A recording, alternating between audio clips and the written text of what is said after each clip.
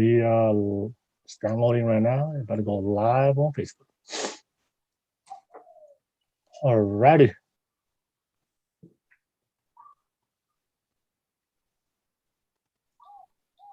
And we are live on Facebook. We live, baby.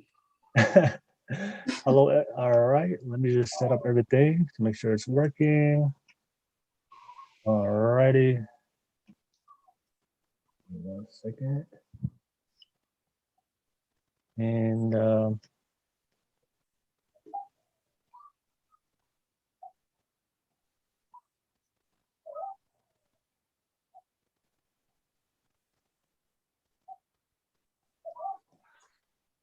alrighty. It is 7 o'clock on the dot, ladies. Are you guys ready? Yeah. Just double check. Okay, cool. All right. And all right. What's up, everybody? I know he's live right now, so you know that you're watching. What's up? What's up? Let me just set up this real quick. Oops. Just set up my screen, make sure I got everything perfect. And then a quick sound check. Let me know if you can hear this.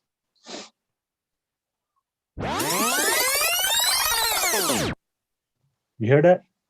I sure do. I did. All right. Oops. Oh, okay. Give me one to try to move my Zoom screen right here. All right. Ladies, ready? Ready? 3, 2, 1.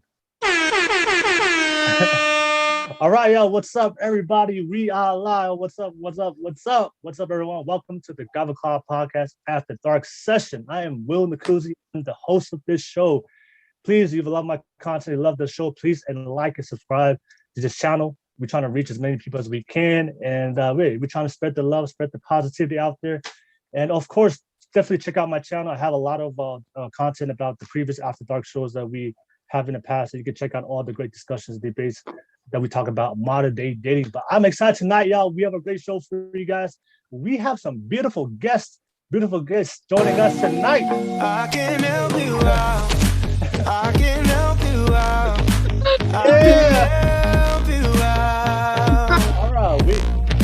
All right, we got some beautiful guests, some all Russian, Hispanic, Polynesian cast joining us tonight, and maybe watching by the end of tonight, they could help you out to figure out modern day dating today. So before we start the show, we have to let everybody know this is for mature and adult audiences only, 18 plus. You guys already know what time it is, y'all. Already know what time it is.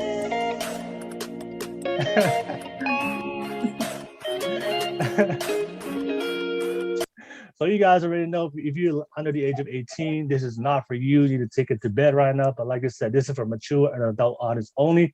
That's why it's called the After Dark session, where we have real, unfiltered, raw conversations about dating, sex, and relationships. So maybe tonight, you can find out why you're still single. All right. I know the struggle is real, y'all, but nevertheless, thank you for tuning in. But before we start the show, we always have to set the mood right. You guys already know, since we're talking about dating, sex, and relationships, you guys have a certain mood for that, certain vibe for that. So before we start the show, let me play this theme song real quick, set the mood right, try to welcome everybody, get it right for this show, and let's get this show started, y'all. Let's get it. Oops. She belongs to the streets. Oh, sound effect. Wrong sound effect. My bad, y'all. What are you trying to say? That was the wrong one, y'all. Let me play the theme song real quick. Let me play the theme song. Yeah. You ready, y'all?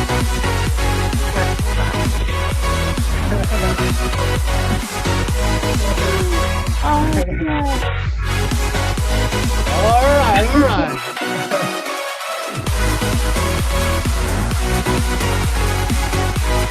Yep. Okay.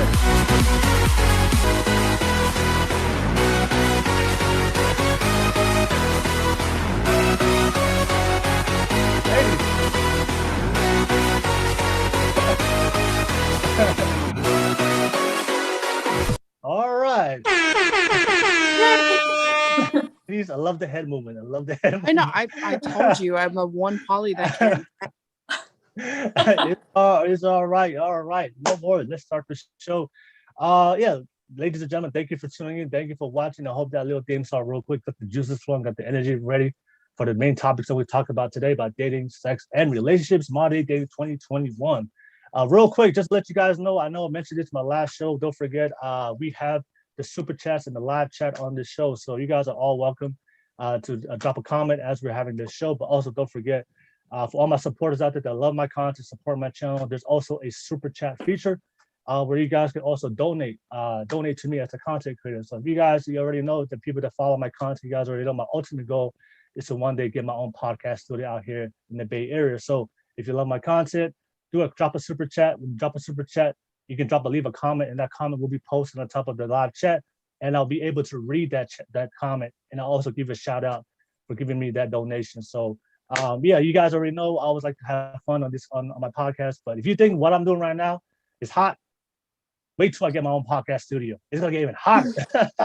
So, it's gonna get even hotter, and maybe one day I can invite these ladies to come down to the Bay Area, and they can be on my show, and we can have a live podcast with these ladies. But that's the future. So yeah, if you love my content, if you support what I do, please, like I said, drop a super chat, and thank you for all the donations for everybody that's gonna support me tonight. So, but let's get right into it, ladies. I think our last guest, I think she's about to jump in. Let me see. I think she's gonna jump in.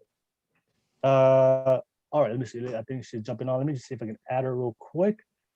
And hold up. Oh no, she's not done. Okay. No, she's about to join us. It's okay. All right. So, ladies, yeah, let's get right into it. So, go ahead and introduce yourselves real quick. Your name, your age, what do you do, and also what is your relationship status? I know a lot of people here want to know. So I'll start with you, Saida. Well, my name is Saida. I'm 34 years old. I'm a real estate agent. I'm also a dental hygienist, so I kind of do both things. So if you want to buy a house in Texas, let me know. I've been married for 5 years. I have a 3-year-old. All right, sounds good. Well, nice to welcome Saida. Thank you to making it to the Kava Club podcast. And let's go to the next guest. And go ahead, Tui. My name is Tuisina, and if you couldn't already tell by my hair, I'm Moana of Motunui. I'm from Hawaii. I'm 35 years old, and I'm single. All right. Okay. All right. So yeah. So thank you, ladies, for jumping on, and I guess we'll get right into it. My first topic. I hope you guys. I got a hot topic to start off our podcast, and my first topic is I know if you guys watch my podcast, I always talk. For me, I always talk about the turnoffs when it comes to what men are looking for in women. Women. So I'm interested to hear for you, ladies. What are your turnoffs when you meet men? So when you're trying to look into a man, trying to look into a relationship, also your perspective on the modern day man today. So what do you see today? What are the turnoffs to see when you meet the men in your life? And also, what do you look for? So yeah, I'm interested to hear from you guys. What are your turnoffs when it comes to the modern day man that you guys see every day when you guys are looking for a relationship or trying to attract somebody? So I'll start off with you, Tui. Take it off. Whatever. It's not that I'm not going to be nice. I think I'm just going to say what I mean. I don't like. Spit it out, girl. I know. I don't like feminine men. I'm going to be straight. I don't like feminine men. I don't mind that they're sensitive and caring. That's cool. Totally awesome. Love it. But feminine men tend to cry. Like it's a turn off because I don't like to feel like the man in a relationship. Like just something simple like an example that everyone uses. Where do you want to eat?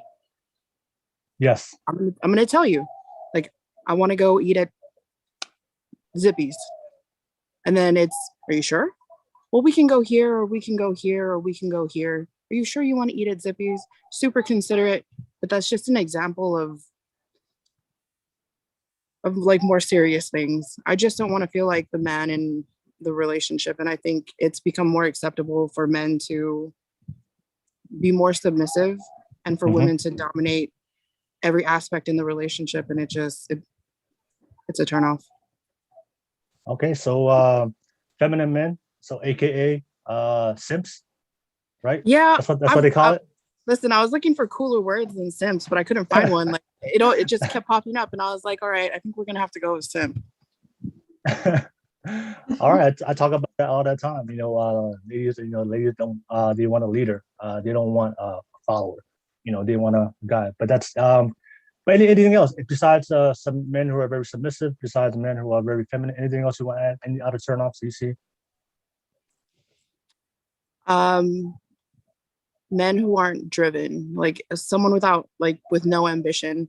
It doesn't matter, it doesn't matter what you do. Like, I'm very attracted to intelligent men. So when I say intelligent, they take it like, oh, I'm not book smart, but you can be intelligent in anything you do. If you can't carry a conversation about something that you're passionate about, then it's a turn off. Okay. Yeah. So you just want a man that's not a bum, right? That's pretty much that's what it means. Yeah. Like an elaborate, yeah. Like I should elaborated, like I don't want a little bitch, Yeah, so I mean, at least he has something going on for him, right? Something going on. He's doing something. He's working towards something. He's just not sitting around and being a bum and being lazy. Yeah. Okay. All right. So ambitious. So you want to make sure your guy's on a bum. Make sure he's ambitious, not feminine, not submissive. What else? Anything on that? That's a good list. That's a pretty good list. Yeah, I mean, I'm pretty simple when it comes to what I want. It's just I'm gonna say this because I think nobody has talked about it yet. Hygiene. And it's more than just like if you've showered that day, It's like, do you take care of yourself? Do you put in the effort to like do your hair, wear clothes that don't have, like mustard and ketchup stains on them? Do you take care of yourself? Like, women are attracted to someone who's going to put the effort into the way that they look, I think it's ironic that I'm saying this right now. And I just got back from the beach. Okay. But normally I take care of myself somewhat, but like women are more attracted to people who are going to take care of themselves. And so like, I think almost subconsciously we know, like, if you have on a clean outfit and you have it doesn't have to be like a great haircut, but you take care of your hair. Like, to us, that means that you take care of yourself, you put in effort, and I think like that tends to catch women's eyes, their eye more. So I guess hygiene. Okay. So men who have bad hygiene, right? Yeah. Okay. So is that this? I mean, is that what you see? I guess you're from Hawaii. So is that what you see in Hawaii? A lot of these men in Hawaii are feminine. A lot of these men in Hawaii are bums. And a lot of these men in Hawaii that you see have bad hygiene. Is that what you're seeing in your market dating marketplace in Hawaii? I don't look at Hawaii as a good marketplace for dating, but no, actually, it's just an observation over the years. And my sister brought it up today too. And I was like, oh, you know what? Yeah, that's true. But I mean, if you want to attract a good woman or man, like, the way that you look is going to play a big part in the first initial attraction. It's not going to keep them, that's up to you. Obviously, everybody knows this, but nobody seems to do it. Yeah. So that's why I just wanted to bring that up. But in Hawaii, everyone, I mean, I could go into this, but I won't. But in Hawaii, shorts, slippers, no shoes at all, no shirt. That's the general man in Hawaii usually, or like just a t-shirt, which is fine. There's nothing wrong with that. That's an easy wardrobe. Yeah, there's nothing wrong with that. But it's like they don't need walk-in closets, that's for sure. Right, because all their clothes are in their trunks. That's why. Oh, okay. Yeah. All right. So I was just about to ask that. You brought it up. I was like, yeah, because in Hawaii, everybody's just laid back with their clothing. Usually just swim shorts and swim trunks and flip flops. Yeah, and that's cool. There's nothing. There really is nothing wrong with that. But Yeah. like good hygiene, like if that's your wardrobe, then at least try to look nice. You know, Gotta like smell good. At least just yeah, have a smell good good. hygiene. Like the way that you smell and the way that you present yourself is gonna be what you attract. Like essentially. All right. Sorry. So feminine men, you said that your biggest turnoffs are feminine men, simps, and of course guys who are bums, that got nothing going on for them, and then no plan for the future or have any kind of goal or dream, and bad hygiene. All right. All right. I'm interested to hear the comments on the live for all the men in Hawaii who's on the live chat right now. They probably have this on in the background and are drinking right now. Oh, so yeah, if you're a man, you're from Hawaii, in your live chat, let me know your thoughts. Clap back. All right, so okay, we'll go to Saida. So Saida, same question, and it's cool about you, Saida. You're married, so that's kind of cool. So you found your guy. So what was your turnoffs when you were dating? What was your biggest turnoffs when it came to when it came to men? Immature. They don't know what they want. Like every time it's like, what do you want in life? I don't know what I want in this life. I'm trying to find myself. Yeah. Said, dude, you're almost 40 years old. You're still trying to find yourself. Why don't you just create yourself? That was just like, I couldn't even tolerate that. You know, I didn't care if you pull the chair or something. No, but like, I mean, I don't know. It's just like, there's no point, and I don't have no interest to talk to a guy who doesn't have no goals, no ambitions, and they don't know what they want. Because I think when you know what you want, to me, it's very attractive. Yes. That was something that my husband had, because he knew what he wanted. And also when the guys talk a lot, you know, they like to brag, oh, I did this, I did that, I'm this, I go to the gym.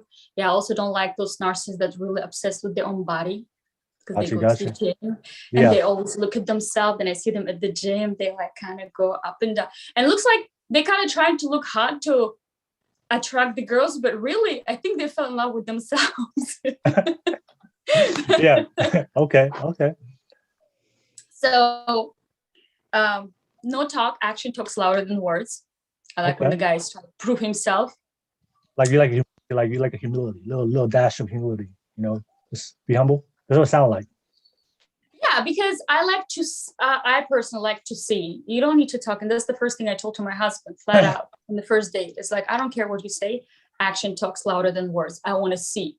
If you really, you know, mean what you're saying, I don't want to hear it. I want you to show it to me. Because I know a lot of women like to hear things like compliments and stuff like that, but I need actions. Yeah. And I don't like cheap guys too. Cheap? Oh. I hate greedy guys. Cheap? So you don't like cheap guys? No.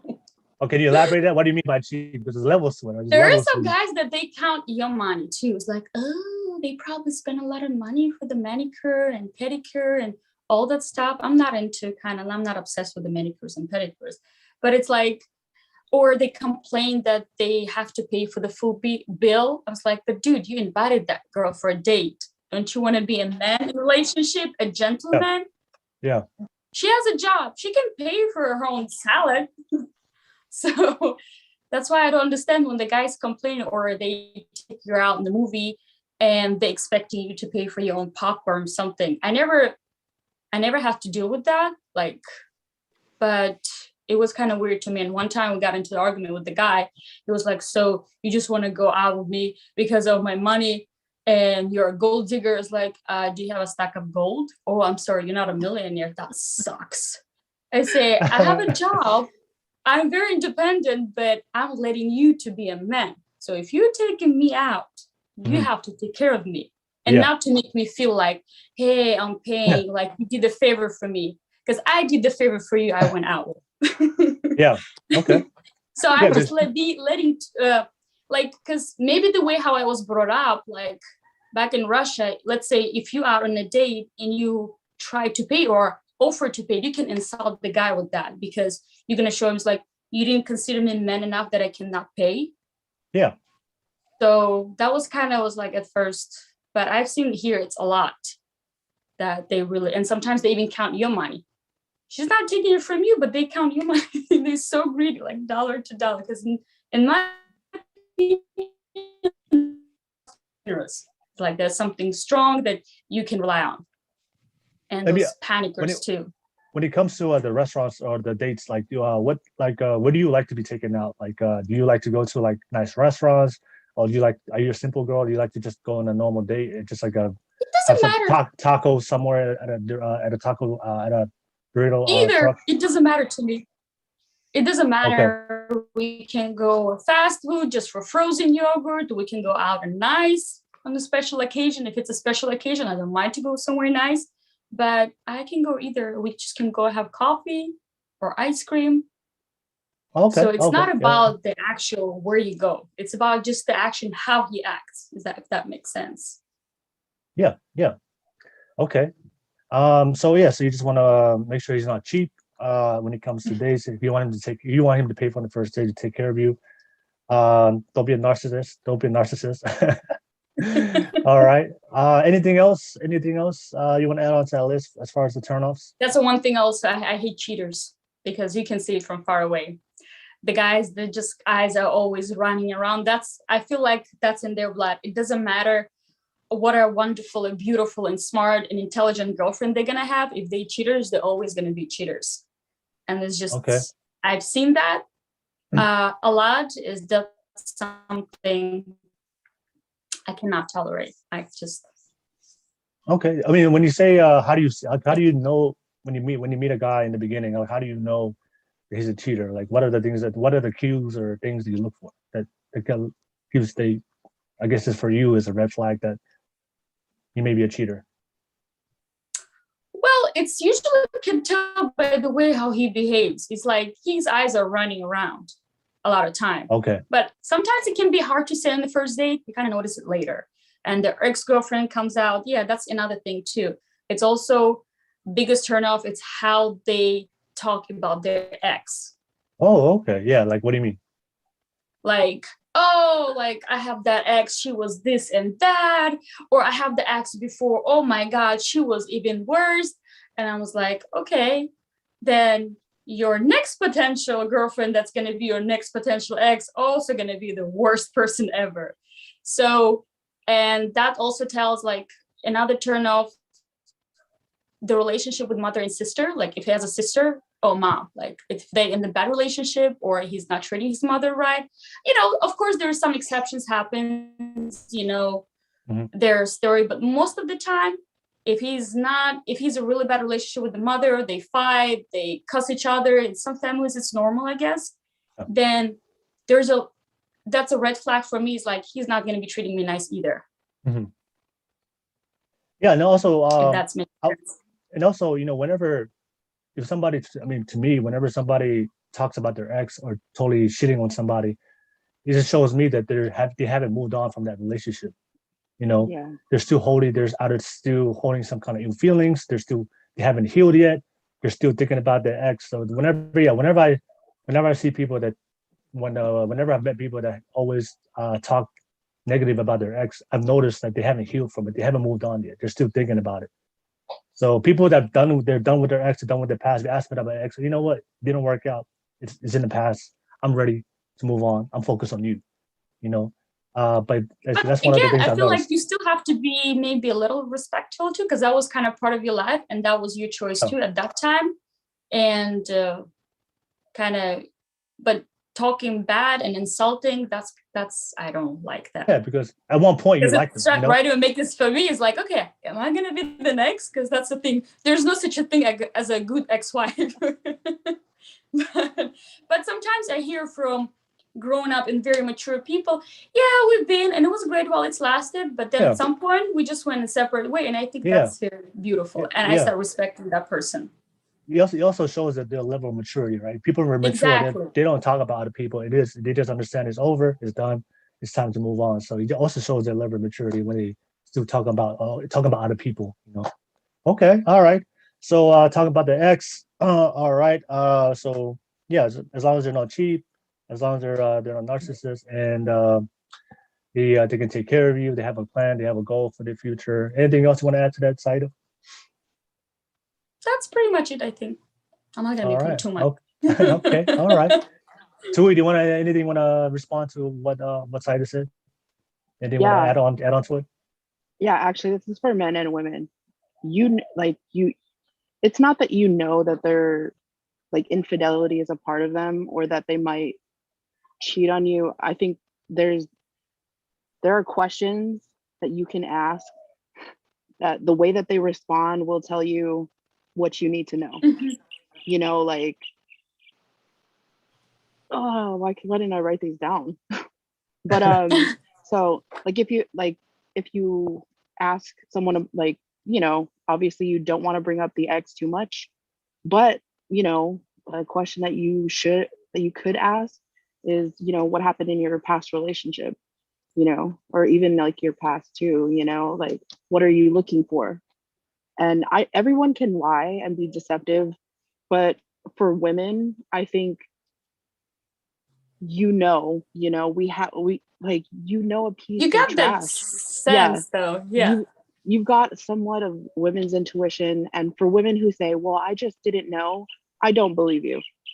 You know, like, I know a piece of trash when I meet one, but like after the first 10 minutes, like, you just know, you know, and you can ask them questions, but the majority of the time, people don't want to know, you know. They have a preconceived notion of how they think this person is, and then they roll with it, and then they act surprised when they're like, oh my gosh, this person did this to me. And I'm like, did you ask questions? You know? Yeah. Like, what didn't you ask? You know, because if you're not talking, then that should have been your first red flag. So that's it. And I would add on to the ex thing. Anybody that brings up their ex without me asking, that's a red flag right there. If I didn't ask about it and you brought it up, you know. Yeah. I probably should have elaborated. Like, if you're just telling me, oh yeah, you know, my ex did this, my ex did that, like, we're gonna end up probably really good friends, but like, it's not gonna go any further than that, you know. Yeah, that means it lets me know you're still thinking about them, you know. Yeah, and it also lets you know that, like, if your past relationships have been such trash, you either have really shitty taste or it's you. Yeah, you're the one who picked that person in the first place, right? That was your choice. Yeah. So it's kind of you insulting yourself right now. I know. So that's, you know how they say when men complains about his wife, kids, and the house, they tell him it's like, your wife, it was your choice. Your kids, you made them. Your house, you built it. So it's your fault. Yeah. Which circles back I told my husband accountability. Yeah, I told my husband once, I said, don't judge my choices, because he started making fun of something. He's like, he said, hey, don't judge my choices. You were one of them. He's like, okay. Yeah, exactly. Yeah, you bring up your ex and you just start talking about it. You talk too much about your ex. That's a no for me. That is a no. I'm already asking you, hey, check please.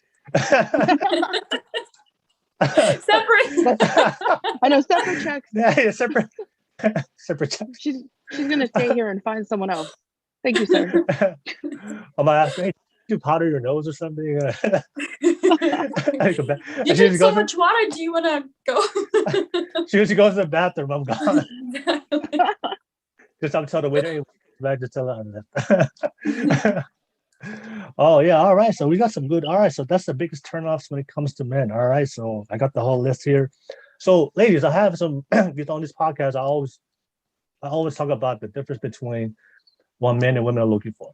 Right. I think in this dating market, in this dating culture today, based on a lot of conversation, not only I've had with a lot of ladies and men here, but also just what I've seen today in the dating culture when I go meet men and women. A lot of times I noticed that a lot of people have no idea what they're looking for, what men are looking for, what women are looking for. So that's why I was interested to hear your thoughts. So I know you guys mentioned you guys want a masculine. I know Tuisina, you don't want a feminine man, you want a masculine man, right? You want a very masculine man. You want a guy that's not he doesn't submit to you. So ladies, so that's one of the things I've heard of a lot of women today, very the independent women. I'm not going to submit to no man. All right. So let me ask you, ladies, are you when you find the right man, are you more than willing to submit to him? Because is that a good, is that I'm interested to hear, because that's the narrative I hear from today for a lot of women, especially in America. Like, I'm not gonna submit to no man. And but I do believe that for women, it's natural for you as a woman to submit to a man. Once you find the right one. When you find the right man, especially a masculine man, not a feminine man. If the guy's a feminine man, if he's a beta, because then you become a man in relationship. Exactly. And then you have no respect for him after a while, because then you don't see him as a man. And for me personally, because I don't want to speak for everybody, the men have to be at least a step higher than me. I always have to look up to him, you know? So yeah, I can be independent, I can work, I don't have to depend on him, but I know if there's something and I have a small problem or whatever, he's here for me, and he say, you know what, this is my problem, you go, don't worry about it, I'll take care of it. But I know I have him, if that makes sense. I always say this on my podcast, a lot of women hate me for this. I always say, for women, you guys always want a superior man that's superior than you. I'm not saying that a man is better than you, but I know for a woman, you guys prefer your man to be better than you, to be superior than you. You don't want a guy that's doing less than you.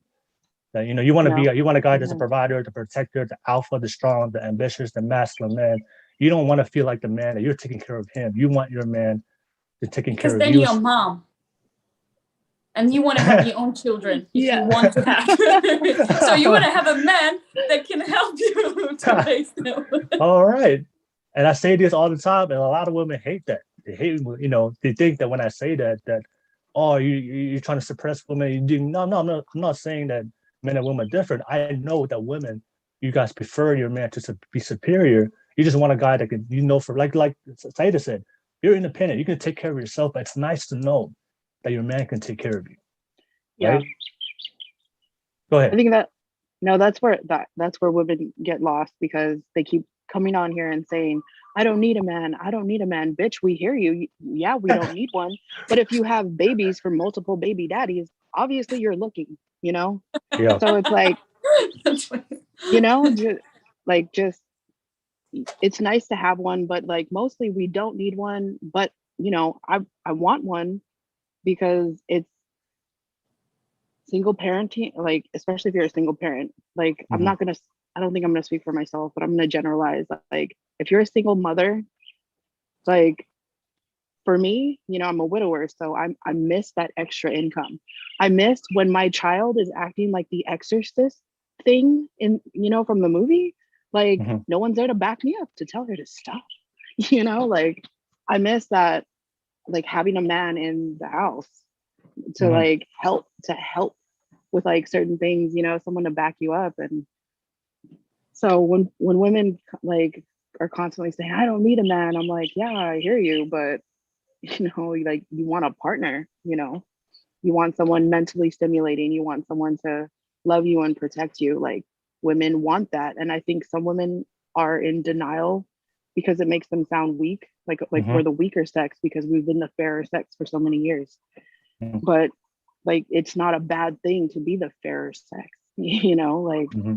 we're nurturers. Like, yes, men are the alpha, but women are the omega. We are the end all be all. Like, we give you life, Mm-hmm. like, we give you, like, we nurture you, like, we raise you. Like, the majority of children in the world today, like, their teachers are women. They spend most of their time with women. Mm-hmm. We teach you, we birth you, we take care of you. Mm-hmm. Like, nurses, like, doctors maybe predominantly male, but nurses are the ones who take care of business in that Mm-hmm. hospital. Mm-hmm. They're women. So I don't know. Sometimes I think women they hear what's being said, but they don't listen. So, it's also a female trait we're all trying to work on. I know a lot of women gonna be mad if I say this, but whenever I hear a woman say, I'm strong, independent, I don't need a man, you know what that translation, you know what that means? I can't keep a man. That's what that means. Yeah. I didn't want to say it because I was like, is that gonna make me sound like a bitch? That's what that means. I tell you, when I meet ladies and they say I'm strong, independent, I don't need a man, I was like, nah, you can't keep a man. That's the problem. Men don't want to be with you. because everything that the qualities that you exert are not the qualities that men are looking for and don't only want to look for, they want to be around. So because like I said, the same thing for you guys, right? Because King Tui said you want a very masculine man. My daughter, hello. everybody. Hello. Oh, Welcome. and my niece. Yeah. Welcome Guys. to the Kava Club podcast. Yes. I just ordered it for you. I'm so sorry. Okay, guys, go inside. Okay, I ordered it already. What's It's our coming. orders? Huh? What's our orders? Can you go inside? All See, right. like times like this. Yeah. So no, yeah, it's so everything you guys said, like I said, one of the biggest disagreements I have with ladies is what men are looking for, right? And because a lot of ladies think that what men look for are the same things that what women look for, and I always tell women it's opposite. So if you said to you want a very masculine man, so if you want a masculine man, then the masculine man is looking for the opposite. He's looking for a feminine woman, right? Yeah. A masculine man is not looking for a man in a woman. The same thing that Saida said, right? You don't want to be the man in the relationship. You want to be the woman in the relationship, right? Yeah. So it's the same thing. And I try to explain this to women, like, no, like I'm independent and strong, ambitious. He should be looking for independent, strong, ambitious woman. I was like, no, we're always looking for the opposite. Feminine women, we guys want masculinity. Masculine men, we want femininity. But Yeah. of course, because of radical feminism, because of society breakdown of gender today, people. That's one of the things I've noticed from women is like they don't realize. I always tell them we do not look for the same things. It's opposite, and that's why a lot of the disagreements I have with ladies on this podcast. So, but yeah, it was very interesting to hear you guys, and of course, you guys both said that you guys want a man that's ambitious, not a bum. That's why I always talk to a lot of men out there. And I know a lot of men get a lot of women will always tell me that they will date guys. Money doesn't matter. So let me ask you. But I believe that women care about a man's financial status to some degree. He can't just come in with nothing broke. All right. True. So he has to show some in some degree. He has to show that he has the ability to take care of you. So I want to ask you, ladies. So because you did bring it up. Does a man's financial ability to take care of you, does that matter to some degree? Yeah, true or false? Yes. Yeah, True. very. Yeah. Okay. Even though some guys might get upset, but it's natural. Yeah. And I remember I was reading it. So it's natural in the woman to look financially stable in men because as back in the days when we still lived in the caves, we want someone who's strong enough and he can bring us a best piece of meat that he will be able to feed our kids, so we can take care of the family. So, and then just to consider the fact when the woman having the kids and they're little, she need that financial support while he can take care of her and take care of her child, if that makes sense. So it is important, in my opinion. Okay. Yeah. All right. Yeah. Even at least, let's say he doesn't have to have a lot of money, but if you see the guy has a potential, that's the big thing too, because he could get a bunch of money from his dad, but guess what? If dad's no longer around, those money going to be gone very soon. And I've seen that happen with my friend. She married the guy. Family was very rich and family went bankrupt because company didn't do well. And son wasn't really, he always had everything. So, because money do come and go too. If that person, the man has a potential, let's say one day you have it, one day you can lose it, So you get fired, laid off, you'll go back to business not doing well. Can he, again, get up and do something? Or he's just going to get depressed and become an alcoholic? So it's matter, but I feel like the money's matter, but it's more about the person, like men has to have that potential and that drive too. Yeah. Okay. Yeah. So Tui, anything you want to add to that? Money matters. Yeah. Potential is great. And it's everyone has it. Everyone should have it. Everyone should understand their potential, but potential doesn't pay your bills. Yes. So money does matter.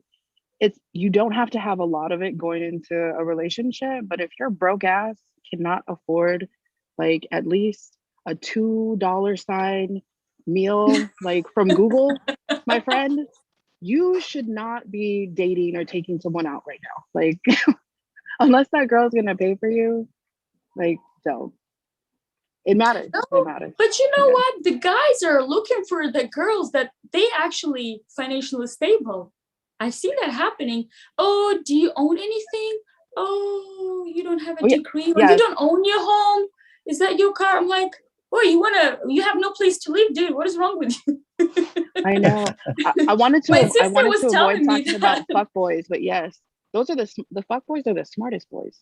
Like they go around trying to find sugar mamas and like people with money to take care of their stupid asses. Like, so they're either I mean, they may be crappy, but they're smart. You know, they took what promiscuous women do and applied it to their own lives. Good for you, fellas. You know, keep your whole life strong. All right, yeah. Whenever I hear women say that they don't care about money, I know I don't know, that's a lie. It's a lie. Everybody, they care. Yeah, that would, and I always tell men the same thing. Like, if a woman tells you she doesn't care about your money, I always tell them that's a lie. You know, it's always conditional, because if she's with you and you're in love, and there's for some unknown circumstance that you can't provide, or you lose your job, if you don't pick it up temporarily, if you don't find a way to pick it up, eventually she's gonna leave. Because it's just the way it is. It's just because women always want a guy because you guys are the vulnerable sex, you guys get pregnant. So when you guys happen to get pregnant and have kids, you guys can't really do anything during that time. So that's why for a lot of women, they do want a guy that can step up and take care of it, because just in case if you do have kids, just in case you do get pregnant for that 9 months, you're very vulnerable at that time physically. So it's always good to have a guy that can take care of you and step in and take care of you during that time. So I do want to ask you ladies one thing before we allow you guys to ask one question. I know both of you guys said you guys want a masculine man, a guy that knows what he's doing. So do you guys like guys that disagree with you? Because one of the things that I've noticed, do you like a guy that can challenge you, just have his own opinion and be willing to disagree with you and give you criticism? Because I know simps, that's why we have simps. They always agree. Whatever the woman says, he just agrees with them. He's submissive. He puts her on a pedestal, and he never has his own opinion. And whatever she says, she goes. She's the leader. And I always tell guys all the time, like, women, like, you like to be challenged. But if I say this, it's called, a lot of women say that it's controlling. And I always tell guys, like, women like the guy that's gonna challenge her. But I'm interested to hear your opinion, because you guys like your guy to disagree with you, to challenge you, and check you sometimes, put you in a place sometimes. You like that? Do you like that? Let me ask you that question. Do you want to go first? Sometimes. Sometimes, like, yeah. Yeah, well, again, the final decisions should be up to man. He has to say the last word. And sometimes it might be the last word that the woman's smart will lead him to without arguing. But you cannot always agree with everything, because you're going to get bored. How we can have an interesting discussion and hear each other if we always agree with everything? Do you want to go? I know you want to go. Why would I even ask, You always want to hear opposite side or a different way of view, because you can also learn from each other or see things from different perspective. Okay. Tui?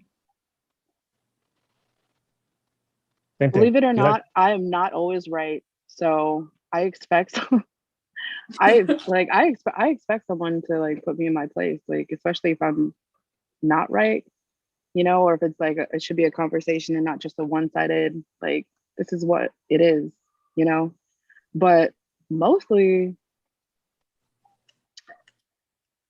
I need mental stimulation. Intelligence is very attractive to me, and it doesn't mean just book smart, like you can be an artist and be passionate about that. And like it has to be like something that you can explain to me, and like a conversation, like you should be able to carry a conversation in anything we talk about, and like we should be able to debate things and have a dialogue you know, like a healthy disagreement is good. Mhm. Like like just as a general rule of thumb, I don't yell because it's pointless. Like I don't argue opinions because it's pointless. You know, Mhm. if it's pointless, I don't do it. Like if it's a conversation that can be had, like there's no problem that can't be resolved. Like if we're not watching football, and as long as you're not, you know, rooting for the Lakers, there's no Mhm. yelling for me, you know? Mhm. No All right. offense to you, no offense to you Laker fans.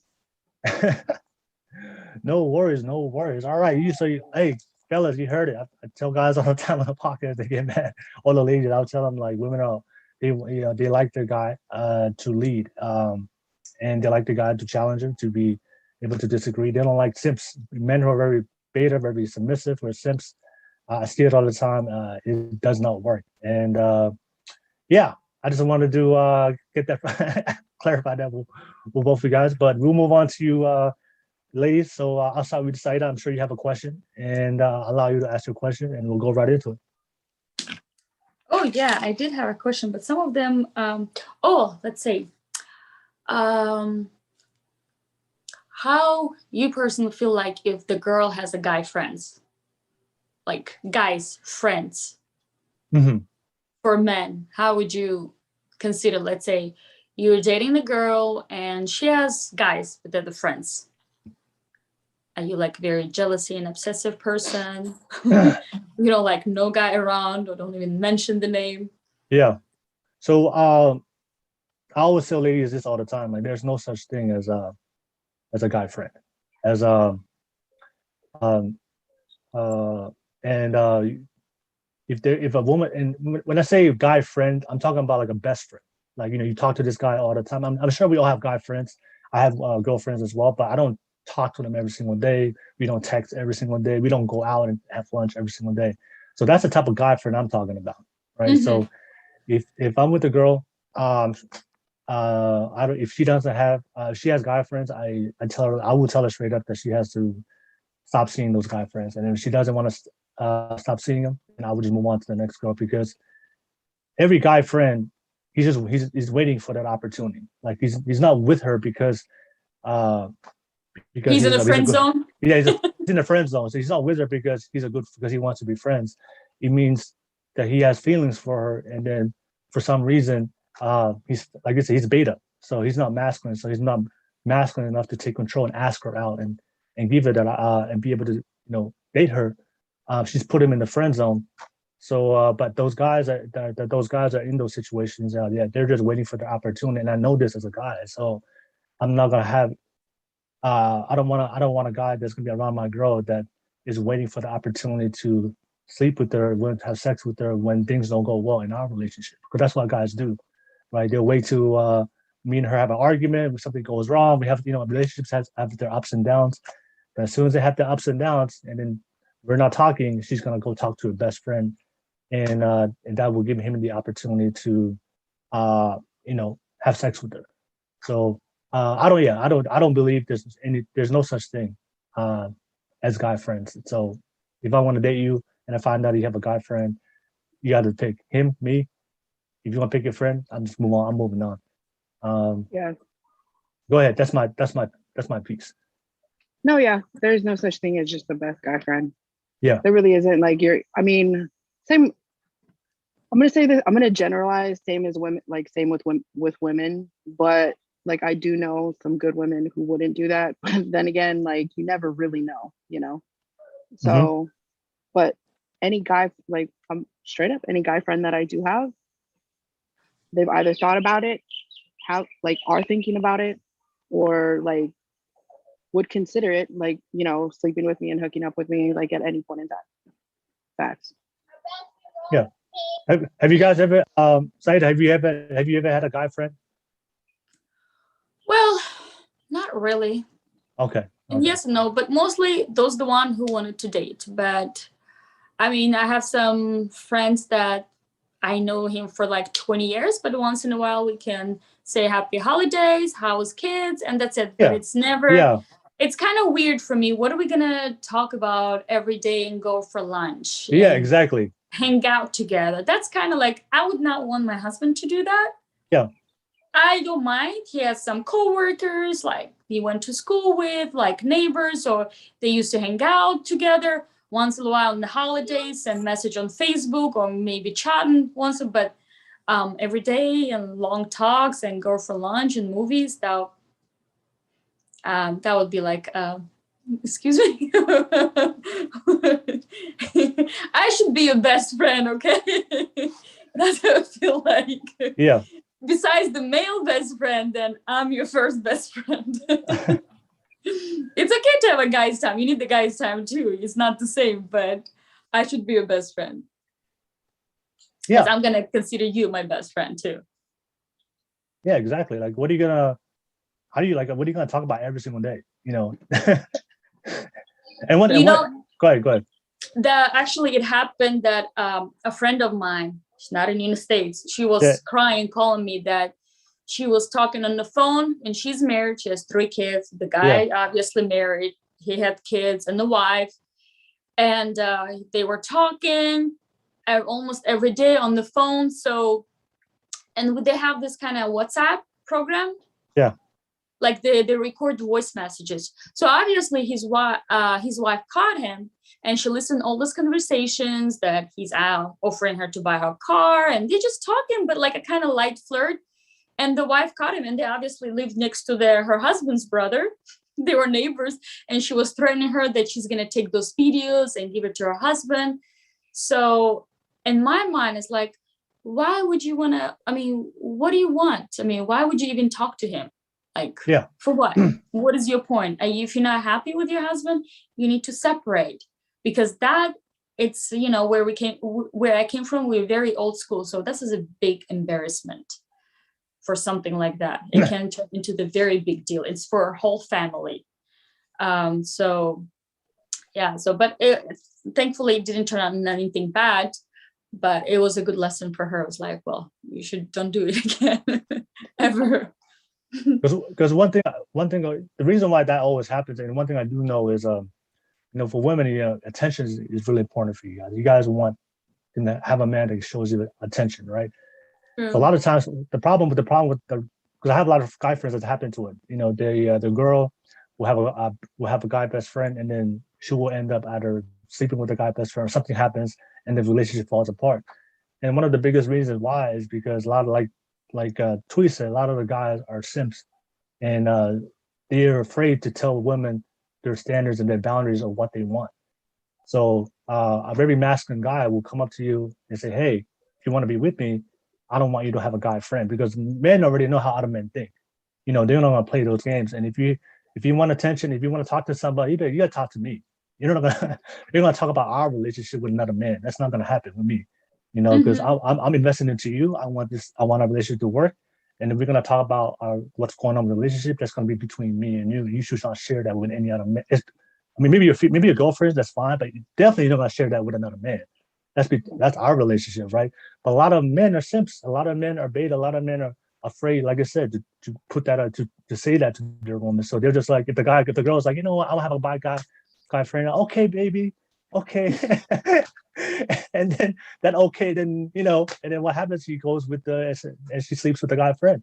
So I always tell guys, like, you know, like, don't be afraid to tell you, men. I know how men think, so sometimes you gotta protect women from themselves, and because I understand how men think. So, and if I know the guys all want to, if there's no such thing as guy best friends, and I know guys and the friends are willing to try to slide in when the opportunity presents, I'm not going to put her in that position, and I will let her know, no, this is not okay. And if she wants to go that route, I'm healthy enough to move on for that relationship, because I already know the outcome if that's going to happen. But a lot of guys are not masculine enough, you know, or to be able to say that to their woman. And I always encourage guys, you got to say that, because you know what's going to happen if you allow your woman to have a guy best friend. What do you guys think? Yeah. Do you think maybe sometimes it's kind of to boost their ego too? Because you mentioned something like lack of attention. You know, like if after a while you're together and you the girl stop getting enough attention, maybe compliments and taking her out and saying you look beautiful, but she's getting from somebody else, some other nice guy that works with her. He gives her compliments, say how smart she is, and then she doesn't get it from her spouse or her man, and then you want to hear that. And I feel the same with the guy too, maybe. But that's where communication is important, right? If he's not giving attention, then talk to him. If you have a nagging wife that you always come from work and she's tired, and he's like, hey, I was all day with the kid, I'm so tired, can you just pick up your stuff and everything? Yeah. You know, he's after a while, and then before she was nice and pretty, but now she's an old robe. And I get it, you know, especially, you know, when you get busy and your kid's little.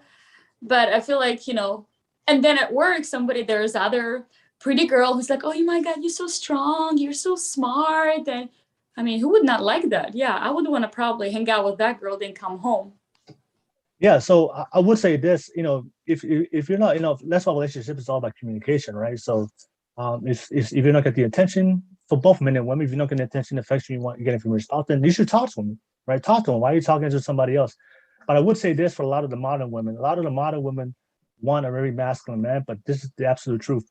A lot of modern women are not ready to handle a masculine alpha man, because a guy that's very ambitious, guy that's very alpha and very masculine, he's working towards something. So that's what comes when you choose a guy that's very ambitious. He has goals, he has dreams. He's trying to create a future, a legacy for your family. He's not like these bum dudes that's gonna be all around, have all the time in the world to talk to, give you all the attention. If you want a very masculine man, you understand he may not have the time to be with you. He will make time, but he's gonna be busy. So a lot of these girls, they say, I want a masculine man, I want a guy that has a good job, and you finally meet a guy that has a good job, he's always working, then you complain. Well, he's always working, but that's what happens if you want a nice life, you want a big house, you want to have financial security. It comes from work. And so that's what you wanted, and now you finally have it, and you complain he's working too much, right? So a lot of these women, I'm not saying modern women, a lot of these modern women, they want a masculine alpha guy, but they can't handle it. So if you want that type of guy, just understand his time is limited. You know, he will give you quality time, but he's gonna be working because he's building your future. He's making sure that your kids don't have to worry about any kind of financial insecurities, to take care of the family, not only for you right now, but also for the future. So I've heard that so many times from women that they want a guy that has a nice job, they want a guy that's ambitious, but they finally get him and then they complain, oh, he's not giving me no attention. That's what it takes. Then you have to make him to give you attention. Exactly.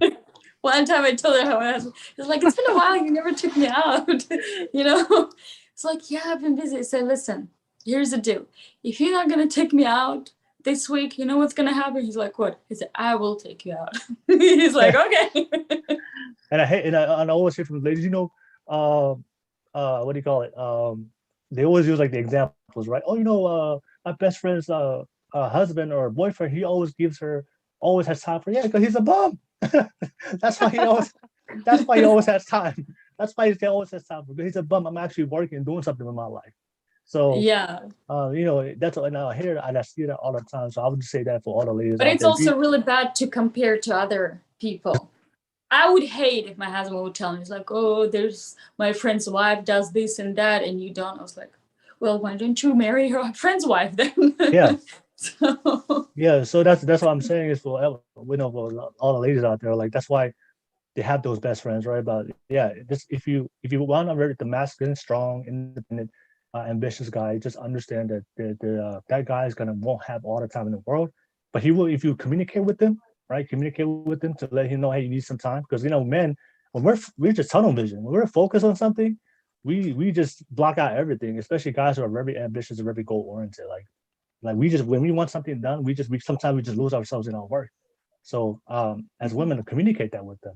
So, you know, it's like, oh, I'm sorry, because sometimes it's not even intentional. It's not like we're intentionally not giving you attention. It's just guys who are very ambitious, very goal oriented. They want to build a legacy. When they're in their zone, they just want to, they're in their zone. So communicate with them, but definitely not talk about it and get the attention from the simp or the friend zone guy or or the bum. You know, of course he has all the time in the world, because he has no future. Like he's not building anything for his future. But yeah, that was all the bums and simps are probably mad at me right now. I know. He's like, guy, what are you doing? Yeah, they'll come at you on Wednesday, I'm sure. It's all good. It's all good. Anything to add to that before we move on to the next topic? Okay. I've been like, I feel like I've been full circle on like the bum scale or the man bum scale. Yeah. My husband he was not an alpha male, you know, like we got married because I was sad and emotional after losing my brother. And we met around the time when I needed like a security blanket. Mhm. That is not a good time to get married, by the way, everybody. Yeah. But like, you know, we got married and we had a baby and we made it work, but he's not an alpha male. Like he wasn't someone that even my family was surprised that I brought him home. You know, like, Yeah. so, but he wanted to be. So, you know, it takes a lot of work to make a one night stand into a husband, by the way. Yeah. Yeah. But we did, we made it work. You know, I made him feel like he was the man, but like it took a lot of work on my part to do so. And it's a lot of work to turn that around because his nature isn't dominant, Yeah. you know, like it's not. And so like for the first 2 years, he stayed home while, you know, I finished my degree and I worked, you know, and so it was fine for me, but like I know like it wasn't fine for him. And so like I found him you know, I found him a good job, a good paying job, you know, Mhm. and then I took a turn staying home, but then he was just like not making enough now. So I was like, okay, so then we both went back to work, and then it's just, you know, it takes a lot. It just takes a lot to be like a man. So Yeah. Yeah. that's all I'm gonna say about that.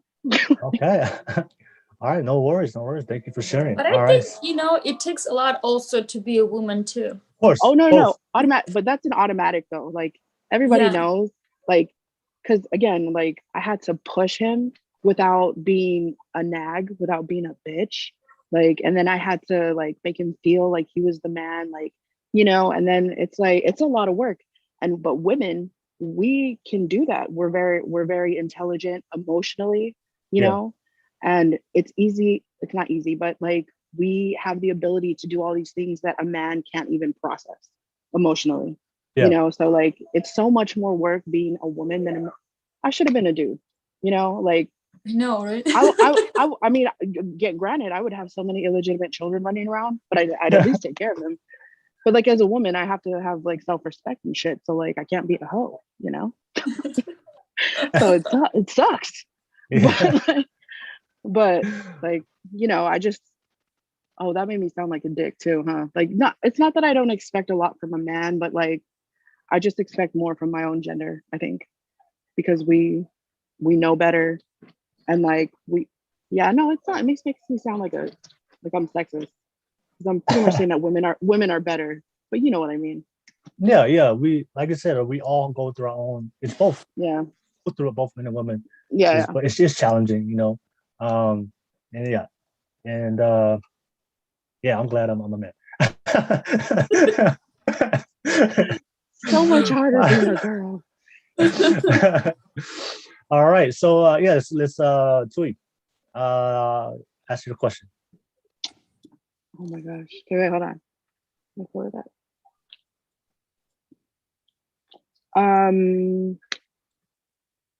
Wait, first, do me a favor, will you like give, I don't know if anyone you probably have done this, but can you give us give everyone a definition of an alpha male? Oh, alpha male, yeah. Alpha Like male. what your definition is, like what an alpha man is to you. Yeah, alpha male is like, you know, a man is he has certain traits, right? So alpha male is dominant. He's a leader. He's ambitious. He's strong. He's assertive. He's assertive. And he's strong in his masculinity. He's not wanting to be submissive. He wants to be the one leading the situation. So that's what an alpha male is. Probably opposite of all the things that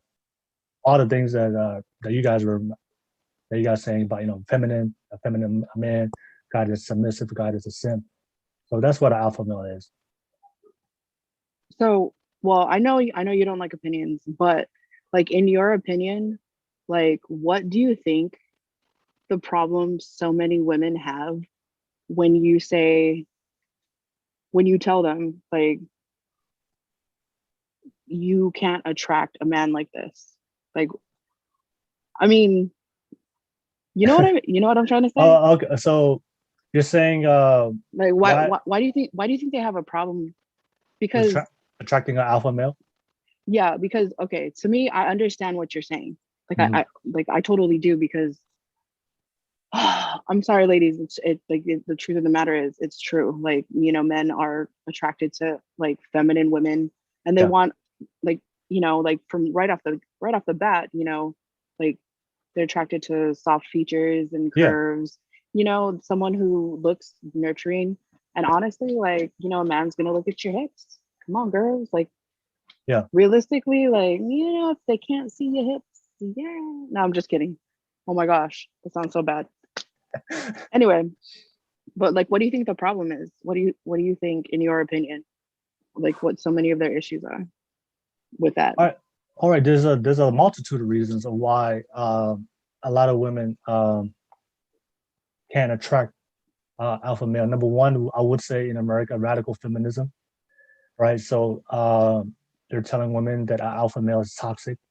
A guy that's strong, a guy that's confident, a guy that's masculine, a guy that's an alpha, a guy that's a leader, a guy that's not afraid to challenge you, not afraid to tell you his standards as a woman. They're telling women that yeah, this guy's toxic. It's called toxic masculinity, right? So Yeah. they're telling women that these guys are not if a guy, the word masculine itself, a lot of women when they hear that, the first thought is like suppression. When you meet a guy, that's what a lot of the feminists, when I talk to women who are they're radical feminists, as soon as if as a man, if I talk about my masculinity, being strong, independent of what I want in a woman, they think I'm suppressing them, I'm trying to put them down. So that's one of the reasons, right? The problem with a lot of women also, and also because of radical feminism, a lot of women don't know what these men are looking for. So feminism, what they're telling women is, hey, live how you want. So a lot of the things. So we live in a society today. They're empowering women to live however they want, be whoever they want. Which I don't mind. Like you said, I'm not gonna. However you want to live your life, go ahead. That's fine. I'm not gonna judge anybody for their choices, but there are consequences to the choices you make, especially if you're trying to attract a certain type of person.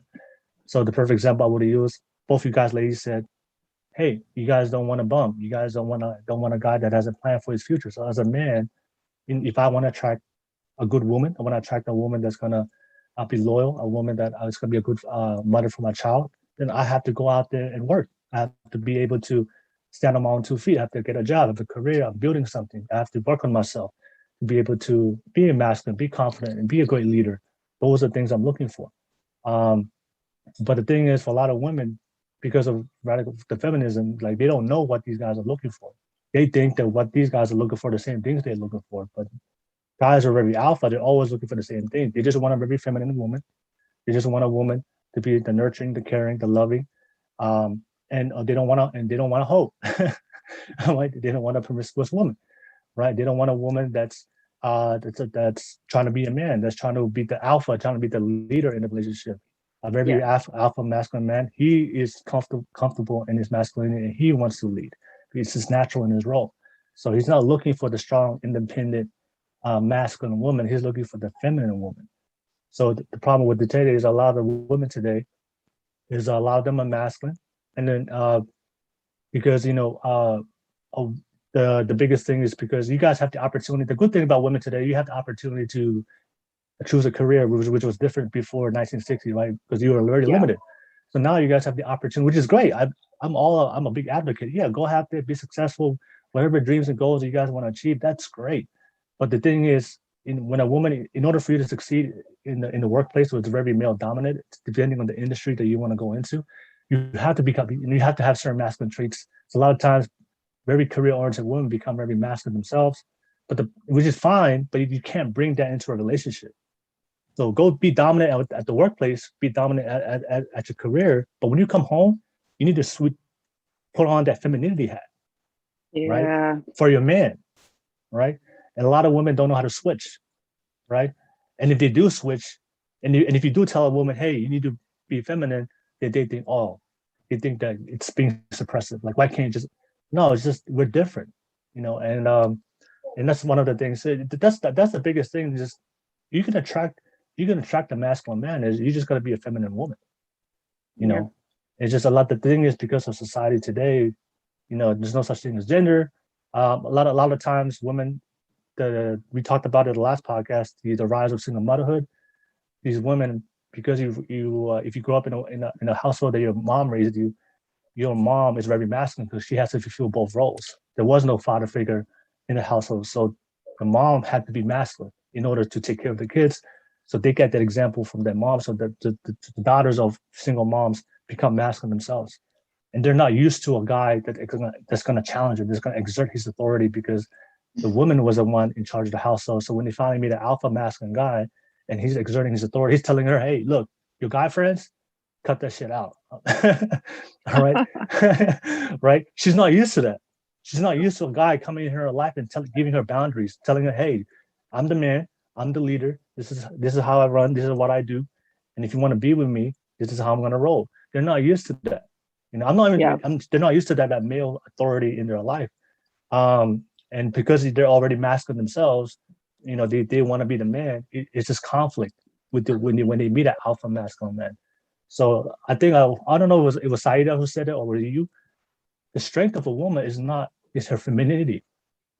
I always say, woman, that's the beauty and the strength of a woman is your femininity, to be able to make a masculine man vulnerable.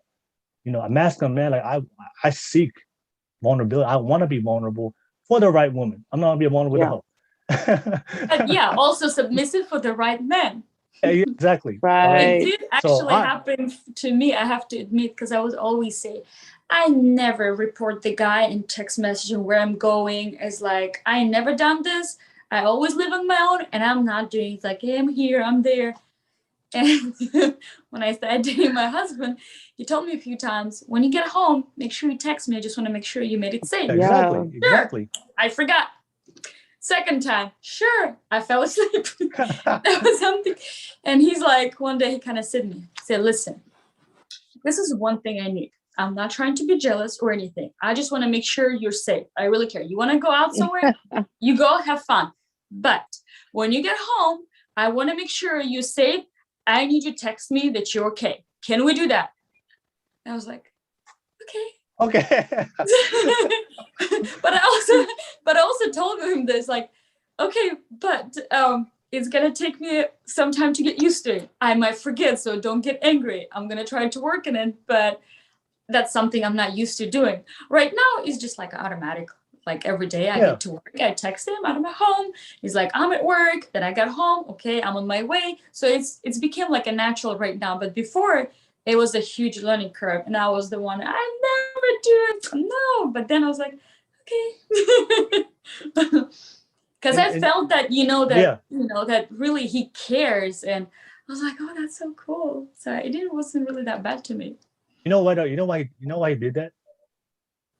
Because for a guy that's your man is masculine. For a guy like as a masculine man, we're trying to build a future for the family, right? And if I'm out here, this is how we think. If I'm out here working my ass off and busting my ass and putting all these extra hours, not only to build future for my wife, but also build out the legacy for our kids, I just want to know that I'm not doing this for no fucking hoe. All right, they're sleeping around and at home. That's one of the, and that's why for guys who are very masculine, they're very protective, and they're not. I'm not saying that they're to the point where like they're always telling you, hey, this is where you at. I'm just saying that as a man, we just want to make sure that if I want to go out there and put in this work and go out to the world and put all this work for my woman, I just need that peace in my mind, in the back of my mind, that I know my woman is safe. Because as a masculine man, we want to protect and provide for a woman. We want to make sure that you're taken care of, and also we want to make sure that nothing's happening to you. So we are very overprotective of our woman, and because of radical feminism, if a man's very protective or put like limits or boundaries on a woman, they're telling these women, "Oh, that guy's controlling." No, we're not controlling. That's what I thought too. Is just they just being controlling. I don't let anyone to control me. No, it's just we care so much. The more masculine a man is, the more he's worried about your safety, your well-being, and he just wants to make sure that you're taken care of. That he doesn't want to be at work busting his ass all day, and if something happens to you, that's one of the things. He just wants to make sure you're safe. And go ahead. I was just going back to your question, saying about that alpha man not getting attracted. It's sometimes I feel like women naturally knows how to play different roles, like role of the princess, being like, thank you, honey, like when you get the gift, be happy, excited, be someone caring who can, cook and keep the household clean. And the same also who can, independent and intelligent, like work or businesswoman, whatever. So I guess sometimes maybe we forget that role, that being that princess or like feminine girl, and that's when that two strong personalities get, because there is only like usually one head hold in the family. So when it's two very strong personalities meet together, then one kind of have to go compromise a little bit to let other one be a leader, if that makes sense, because it's really hard to be two leaders for one clan, if that makes sense. There's only one leader in every organization. There is no two leaders. Once there's a CEO, there's a king. There has to be one. And yes, and another thing too for women in these days, it's actually comes also from women. And I've seen right now having a 3-year-old daughter, and while I was growing up, especially with the old school, I don't know how they raise here, but I see it right here too. When we're raising the kids, we're raising the girls, be strong, be independent, learn how to take care of yourself, because men comes and go, you're gonna have kids, you have to raise them. And that's how we raise our girls like that. And that's how we've been raised too. But with the boys, well, honey, because it's a man, it's a boy. You have to have a best food. Even like back in the days when they were like, they didn't have enough product, like during USSR, we want to make sure eggs were very rare. So they only keep it for men, for boys, because they have to eat best food. If they fail, oh, honey, like moms, they just kind of, they okay. If the girls fail, you're fine. Go make your brother some food, clean after him, do his dishes, or do his, wash his clothes. So that's why we came out in this society. I feel there's very super independent women that just been raised that way, and they already been brainwashed. I have to be strong, independent. I don't need nobody. And very immature guys that they look for a mama, and even though like the little kid they fell, they run and try to pick him up. They say, hey, if he's not bleeding, let him get up, because then how he's gonna survive in this life? Exactly. So I feel it's really goes since our child, the kids. That's how we've been raised, and maybe how we're raising kids too. And I don't know why it's such a big difference, but right now I see a lot with the moms, like I'm interacting, how they overprotecting boys. But in the boys, you have to love them and trust them. You can do it. I believe in you. Go ahead. And the girls, they really need their dad. And a lot of times, like also single moms, they don't have that dad who can treat them like a princess. So they don't know how to act to be a princess, or sometimes, dad can work long hours and they don't get that enough attention to. It's just a thought. My personal observation that I've seen. Everything you said was absolutely true. And I've seen that also as well. But so I mean, that's why, like I said, like, I could just tell Saida that you're a feminine woman too. So that's why when your husband, you had the conversation, it was easy. Like, you guys were able to work it out. But I guarantee you, if you were a very masculine woman and your husband said that to you, hey, had that conversation, you guys would be arguing. You see, that's what I'm saying. I would argue with the other guy probably, but as I say, remember when I mentioned with the right one? When I actually made the right person, that my husband right now, then I realized, oh wait, that's someone that maybe I should not argue, and I should think about it. Like every time it's like, maybe I should think before I say something, because we might get into a fight. And if I already think that we're together and we're going to live together, then it has to be a different approach. Because what happens is, like, when you finally attract the guy that for sure that he's going to take care of you, and he's fulfilling his responsibility as a man, you have a level of respect. Even though you guys may disagree and have, every relationship, there's ups and downs, arguments, but it's always that level of respect. If a man is not masculine enough and the man is not alpha enough, the woman will disrespect him. And if the guy is not masculine, he's going to allow her to disrespect him. But he And also has to earn that, though. Exactly. He has to earn it by. You're not gonna come and just boss me around and be like, Yeah, where are you? Excuse me. Why am I Yeah, supposed to report exactly. you? Yeah, he has to fulfill his responsibility as a man. If the guy comes in and doesn't fulfill his responsibility and prove to you that he's capable as a man to lead you and take care of you, women innately within you, you know, oh, this is a guy I can respect. And when you have a guy that you respect and be able to submit to him, even though you guys have your ups and downs, but because you respect him, because he's fulfilling his role as a man, you be able to overcome a lot of the arguments. A lot of women will go into relationships with guys who are not masculine. They don't respect their man. The man's not fulfilling his role, or they're the one leading the relationship, and they're always fighting because at the end of the day, like the woman is the one. Because he can't respect the man, there's always going to be bad arguments between both of them, and then the relationship is going to fall apart eventually. I guess also you have to evaluate what's the most important, like we brought it up, like the biggest turnoff. Yeah. And the qualities when you see it's like, okay, is that worth it? A friend of mine the other day told me, and they have she's the man in the relationship too. So, and I remember she mentioned one time something, yeah, I could see you you would do, if you say something, you'll go with the way how he said, you're not going to be arguing for your own opinion. Yeah. I say, yes, you agree, but there is a reason why too. It's like there is a lot of great qualities that he does, and I know what he brings on the table, and I respect that. So if that takes me sometimes, say that's fine, we'll do it that way. I'm okay with that because I get those most important things that I need. He gives me. So the other things that I might not agree, I mean, I'm okay to be okay with that, if that makes sense. Yeah, because I know for a lot of women that one of the most important things that you guys seek in men is like security, right? Just making sure that he is taking care of you. He's providing your future with him is secure. He's gonna provide and protect for you. And as long as that guy, like you said, bringing that to the table, which is, as a woman, that's one of the hardest things to find is not only find a guy that you love, find a guy that's going to be also loyal to you, but also find a guy that's able to take care of you financially and can provide and protect you. Because when you find that type of guy, you already know, oh, okay. And then once you start feeling yourself as a woman and you understand that it's okay to be weak, then you realize, oh, I can be weak too. That it actually feels great. Yeah. You just know that there's not a lot of guys like that. Like, there's not a lot of alpha. There's not a lot of guys like that. So when you find that type of guy, you're gonna respect him to the point so much that, when you guys disagree, you go, okay, it's all fine because you just have an understanding that there's not a lot of guys like this. So when you find that type of guy, so Tui, what do you think? What's your thoughts?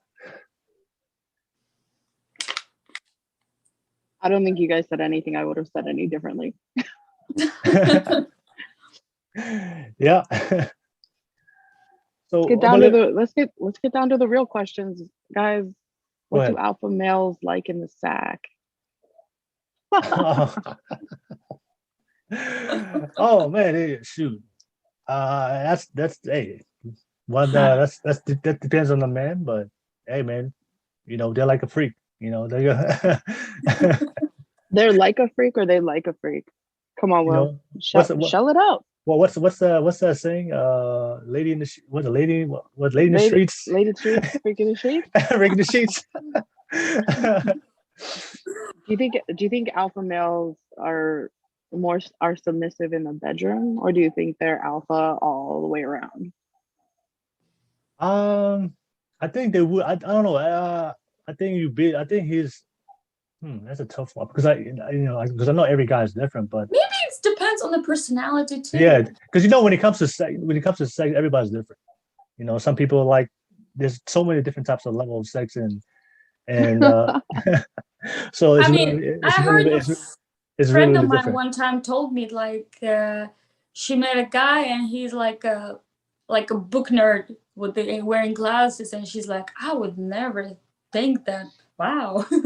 So obviously they start dating, and she was really impressed because he looked like very quiet. You barely hear him, but I guess when it gets to the business, it's a totally different person. Was he an alpha? Was he an alpha male? Do you know? No, he wasn't. He was he's like a book nerd. Like very quiet. You barely hear him. I don't know. So that's what she said. I think for alpha, I think it will still translate. I mean, yeah, I have some masculine alpha friends. I mean, I don't ask them like, we talk about sex, but we don't like specifically like how it is, Okay. Do you guys swap? Do you guys swap tips? Yeah, we just talk about I just had sex with my wife, but we don't get the details like, are you getting dominated by your wife, or like we never get to that deep. We never get that specific. But I'm pretty sure that it would translate into the bedroom. If you're alpha in real life, like you would love to be dominant. But in the bedroom, I mean. So, but I don't know. What do you guys do? You guys like the men to control in the bedroom, or do you like to be the one in control in the bedroom? Yeah. I guess it depends. It always depends on it depends on the mood, right? Hey, yeah. Like I would say the majority of the time I like when the man takes control. But there are some times where it's like I feel like doing this. Yeah. And then there's so many, there's role play, there's like all these things. I know. There's so many. Come on, girl, shell out your dish too. I want to know what keeps your marriage spicy. What keeps your marriage spicy, girl? How you keep your man? Give all these ladies some tips. Are you asking me? Yeah. Asking you, Saida. Like what exactly? I don't know what. So what do you prefer in the bedroom? Like, what do you like? Do you prefer your man being a little more dominant most of the time? Like, it depends. I guess it depends on the mood. So it varies. So it's not like a very standard, like today I'm the main one and today I'm the main one. Okay, don't forget. Today's my turn. So we don't have that. It just goes naturally. Do you guys use toys? Not really. No. Role play? Yeah, we do. Yeah. Because they say, why would I use toys if I have a real one? Right? Okay. I like it. I'm asking because these are questions that people have DM'd me. All right. So so let me ask you ladies. I know we were talking about what do you think because we were talking about like a lot of women don't know what alpha masculine what they're looking for. But I want to ask you this. Well, I know Saida is married already, but I will ask Tui this: if a man wanted to date you, what would be like a liability to dating you? A liability? Yeah, like what is something that he may have to? I'm interested if you have one, if you don't, but because now I see a lot of women today that they do have traits or things that may be a liability to a very to a man that's looking for a committed relationship, but they're not aware of it. So they have no a perfect example would be like women out there just going out there, being promiscuous and being hoes. Like they don't know that being a hoe is gonna stop them. It's gonna be unattractive for a lot of men out there. You have no idea. Yeah.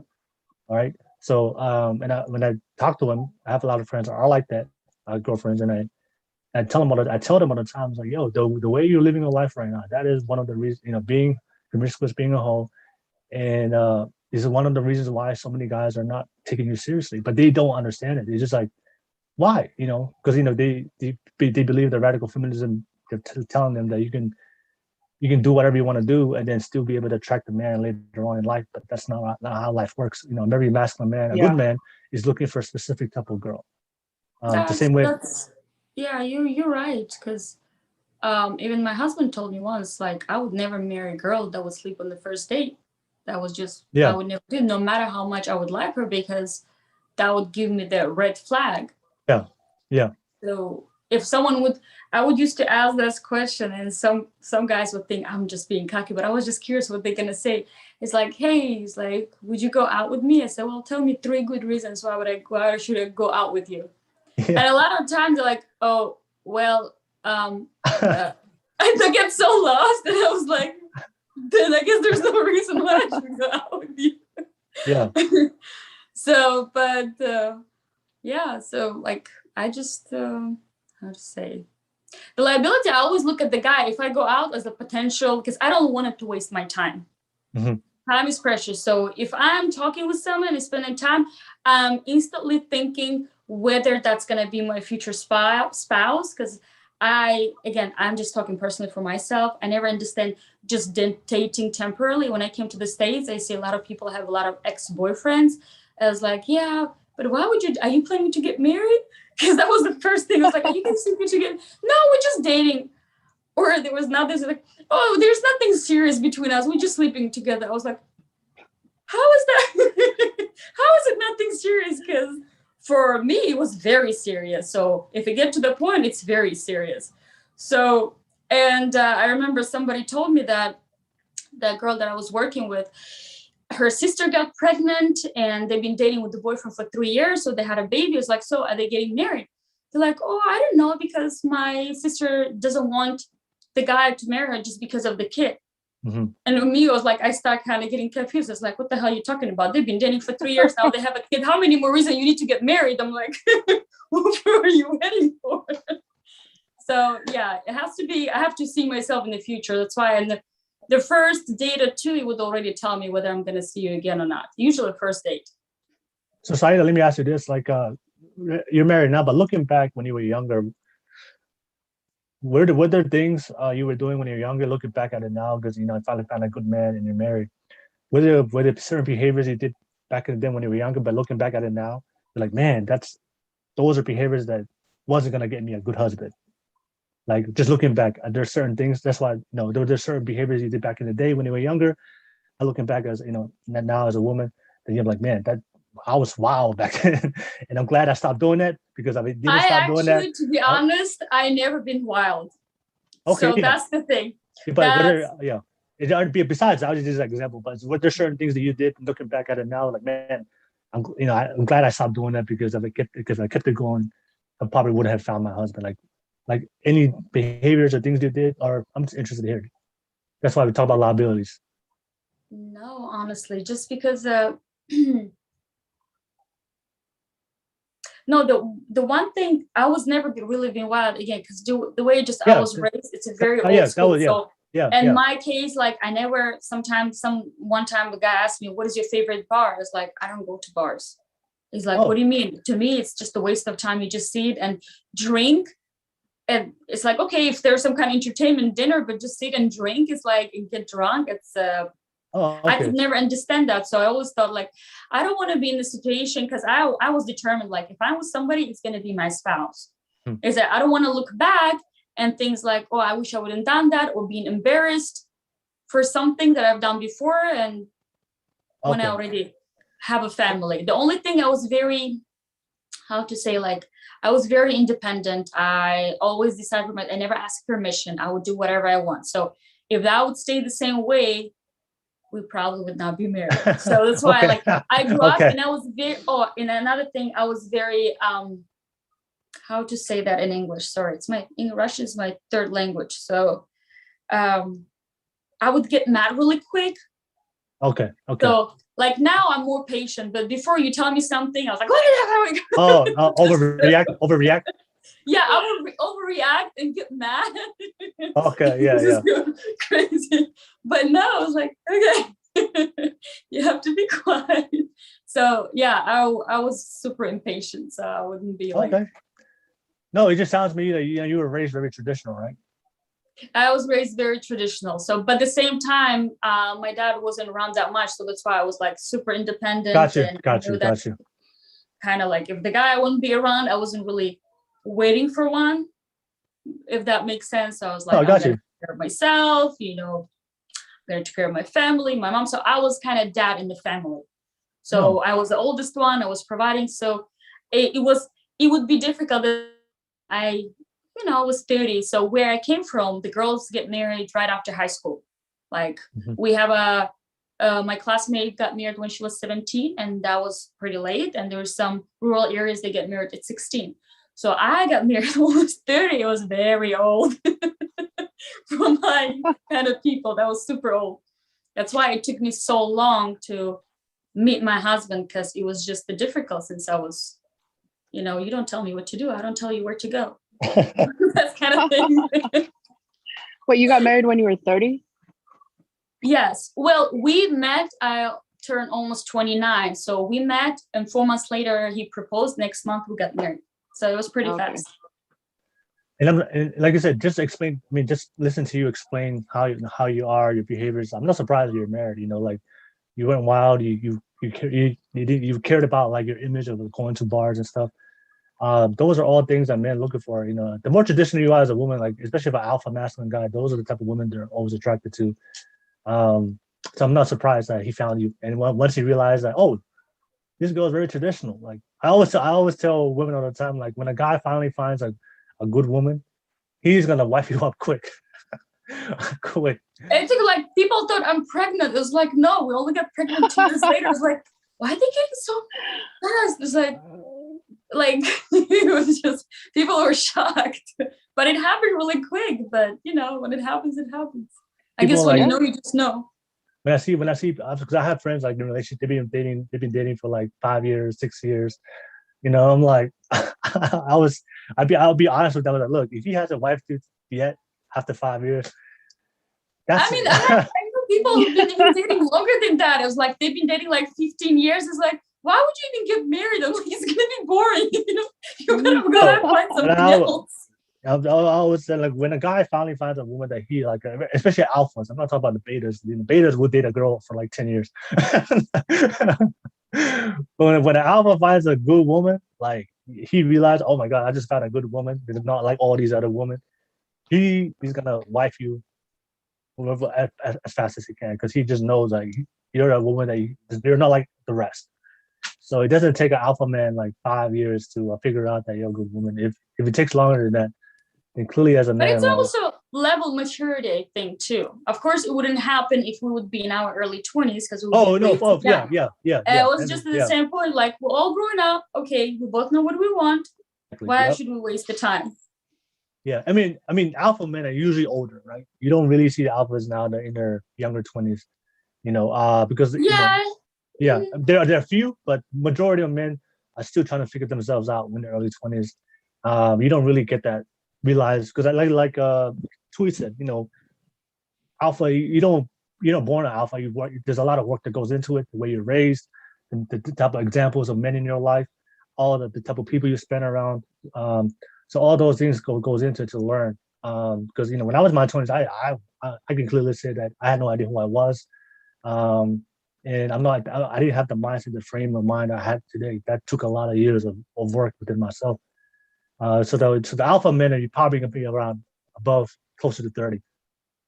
So once you meet those guys, he's gonna for women, he doesn't care about the age. 20, 29, 21. If he finds a good one, if you're a traditional woman, he knows you're not like the rest.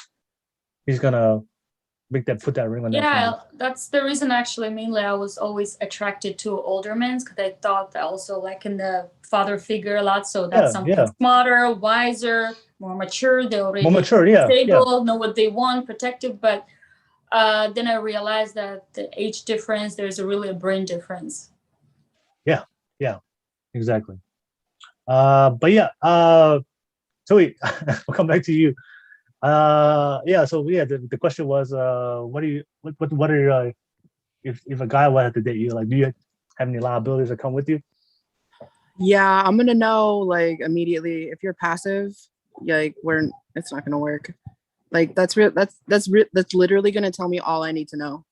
Like, and like if I feel like someone is passive, I'll at least like ask some correct questions to tell me what I need to know. But I'm usually never wrong about people. So what would you ask? Like, how would you know? What would the certain thing you would ask? Hey, before you answer that, I want to ask you, is this true? Because I think when I always tell men all the time, like when it comes to a date, plan it and don't ask her. That's one of the clear ways you can show you're annoying. Don't ask her girl where to go. Don't ask her girl just tell her, hey. You can ask what she likes. Yeah, what she's she likes, okay with this kind of food. What type of food? Yeah, but just tell her, hey, I'll pick you up at this date. Be ready at this time. I'm coming over. I'm gonna pick you up. We're going to eat. We're going out on a date. right? Yeah.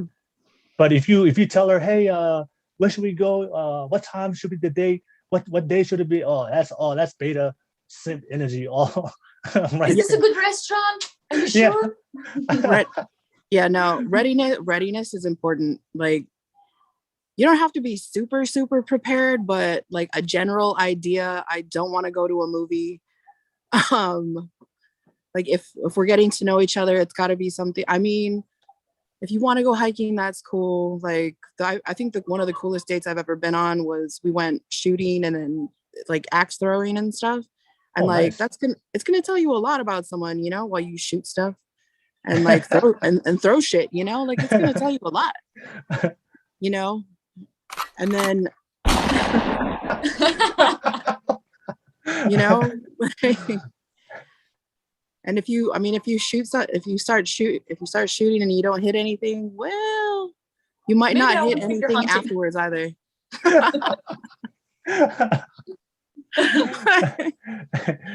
Just get closer. If you miss the target, just get closer. Yeah, like pull the target in. Pull it in. All right. So being very passive, but what about you? Like, are there any things that you feel like that for men, if that would be like something you do in your life or something you do now that you feel like that men would be like unattracted to? Oh, totally. Like I've been the toxic one. I've been the passive one. I've been too aggressive. Like, but I think I'm like a serial like first dater because everyone thinks that they can fix me up. Everyone thinks they know what's best for me, right? So like sometimes people set me up on these dates, and sometimes I almost feel like they're like it's a good time to test some theories out, test some things out, you know. Like, okay. But yeah, I mean, in my past, for sure. Like I've never been a hoe, but I do think that I don't know. I feel like my body count might be high for an acceptable amount. Like Okay. it's double digits, but it's not above like the teens, you know. Yeah. But still, you know. Okay. I think that would be the only deterrent. Also, I gained a lot of weight, so it's not cute right now. Okay. I would love to blame COVID, but that's it's like COVID plus the last couple years. Okay. Like, hey, moving back to Hawaii, everybody. I just want to tell everybody this: if you move back to Hawaii, just be prepared to get fat. We'll be fasting before we go there. Yeah. Okay. All right. Yeah. So do you put in a lot of work? Like, because I know we talked about like, you know, alpha, you have to put in a lot of work into being an alpha. You don't become an alpha. The same thing with you. Like, do you put in a lot of work of yourself? Because I do tell this to women, and I remember a lot of women get mad at me when I tell them, like, I always tell them, look, you have to understand that masculine alpha man that's going to provide and protect for you and take care of you. Yeah. Those guys are rare, especially today in modern day 2021. So, because I always tell this, women are always looking for the same type of guy. They're always looking for the alpha, for the masculine. But the reality is, there's a limited supply of those type of men. Also, not every woman can attract that. So, now always a lot of women is like the alpha always has a lot of options. So, if you want him to pick you, then you have to stand out some kind of way. Yeah. Right. So a lot of women they hate it when I say that because it's implying that that she's not worth, like, you're not worth it for an alpha guy. Yeah. Right. And I keep it real. Like, look, that's the guy that you guys all want. That guy's getting all options. He's getting, every woman wants to be with him. So like, if everyone wants to be with him, what are you doing differently to make you stand out? Because he's gonna select whenever we all have all options. It's just the basic rule of life. If you have options, you always pick the what? The best one. The best option. Same thing with you guys. If you have 5 guys that are talking to you, ladies, you look at all 5 guys and you pick the best option out of the 5 guys. Same thing with men, especially alpha men. So yeah. No, I agree with you because it's totally true. But I think like I don't want to say that I gave up on looking, but I think the truth of the matter is like I kind of did give up on looking, so I decided to like just be like, I don't know, fat and happy. Like But until like maybe you just need to focus on yourself without looking. no, yeah, It's funny, like, but things comes together. It's when you, and I've seen a friend of mine, she was just looking, but she was focusing all her attention. Like there are some type of women who cannot be by themselves. They have to have somebody, and they just throw themselves in the first relationship. But it's like, but you have so many other things. You're beautiful, you're young, you have 1 or 2 kids? One kid. Like focus on your daughter, love yourself. If you want to get fit, go for it, or just accept yourself like you are, because we're all beautiful our own way. And it's funny because then you'll be surprised, but it does really start attracting people. Like when you start kind of, it's like sometimes when couples trying to get pregnant so badly, they're looking for the baby, and then once they stop, and it just happens. It's kind of like it's a weird energy, but I've noticed that. Yeah, I think just to clarify, I didn't give up on myself. I just let my weight go because, after so many years of being like fit, you just get hungry. I'm not gonna lie. Like sometimes you just got to be fat for a little while. And I think this is my little while. Like my kid she's about to turn 13. And I'm like, you have to think of your kid when you're dating as a single parent. Cause like, she's about to turn 13. This is when a girl, especially a girl, needs her mom, right? Yeah. Because like those teenage years are not easy. So if you start dating someone, like while you're trying to take care of that as a single parent, it's hard.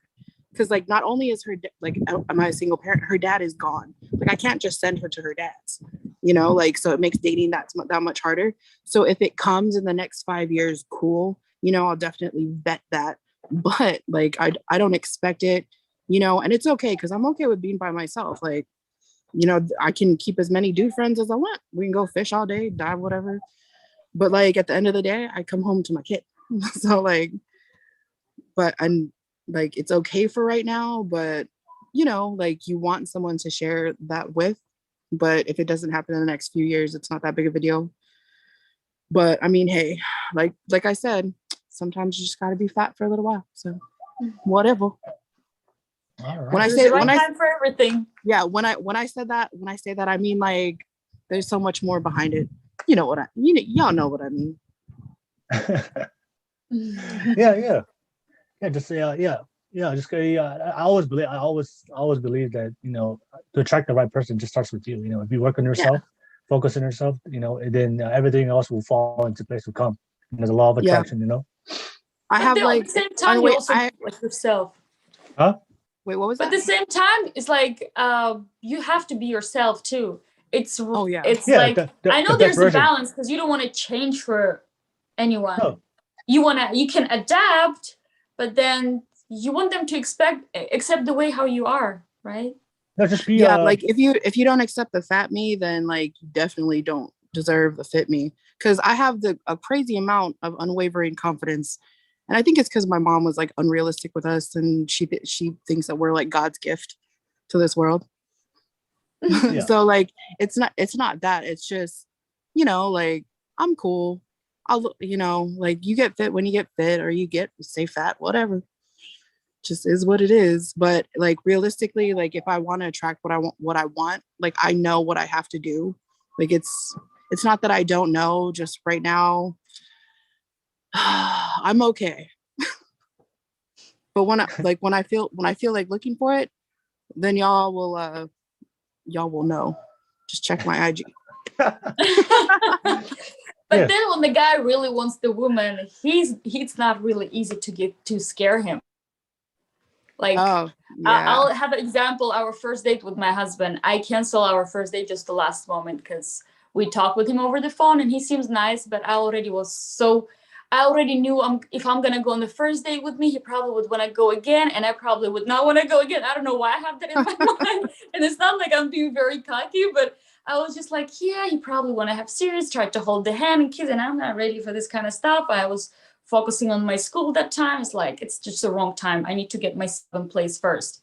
Oh, yeah. And But then I kind of felt sorry for him. So we decided to meet at Starbucks.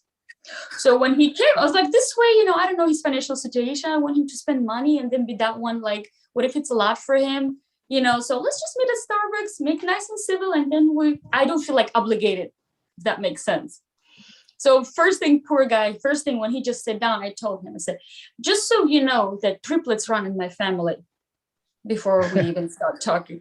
So you would think any normal guy would probably just like, she's crazy, would get up and leave. And he was like, okay. And he's like, well, if you're gonna give me 3 girls just like you, I said, I'll be the happiest man. I was like, my jaw just dropped. I was like, okay, well, I say, take that now. I say, my mom's lives with me because I brought my mom from Russia. I was like, my mom lives with me. How about that? Yeah. It's like, honey, with all those triplets, we would definitely need help. So I'll be blessed if your mom would be with us. Like, what the hell is wrong with him? I love it. And it was kind of like a joke, but it was flat out. And we would tell our friends, it's like, oh my God, if the girl would tell me, I would just get up and leave. I said, exactly. And then we married, and he sometimes called me crazy. It's like, dude, you married the crazy one. I'm like, what did it tell us about you? You should run from the first date. I was upfront with you. So that's why I was surprised, because and I see sometimes go, oh, don't tell him that. I want to scare him away. It's like, if he really likes you, you're not going to scare him away. Yeah. That's fine. It's like, this time I'm late because I always late because I don't want him to think. It's like, if he likes you, he'll be okay with that. Yeah. He'll get over it. All right. So, ladies, we got the last 10 minutes. So I'll let you guys ask one more question each. And yeah, so last question, last time. So bring out the big guns. Bring out the big the big gun questions. Let me know. Okay. So I'll start with you, Saida. So last question for you. And what's the last question? Let's see. I mean, I have like a long list of questions. Say the most controversial one.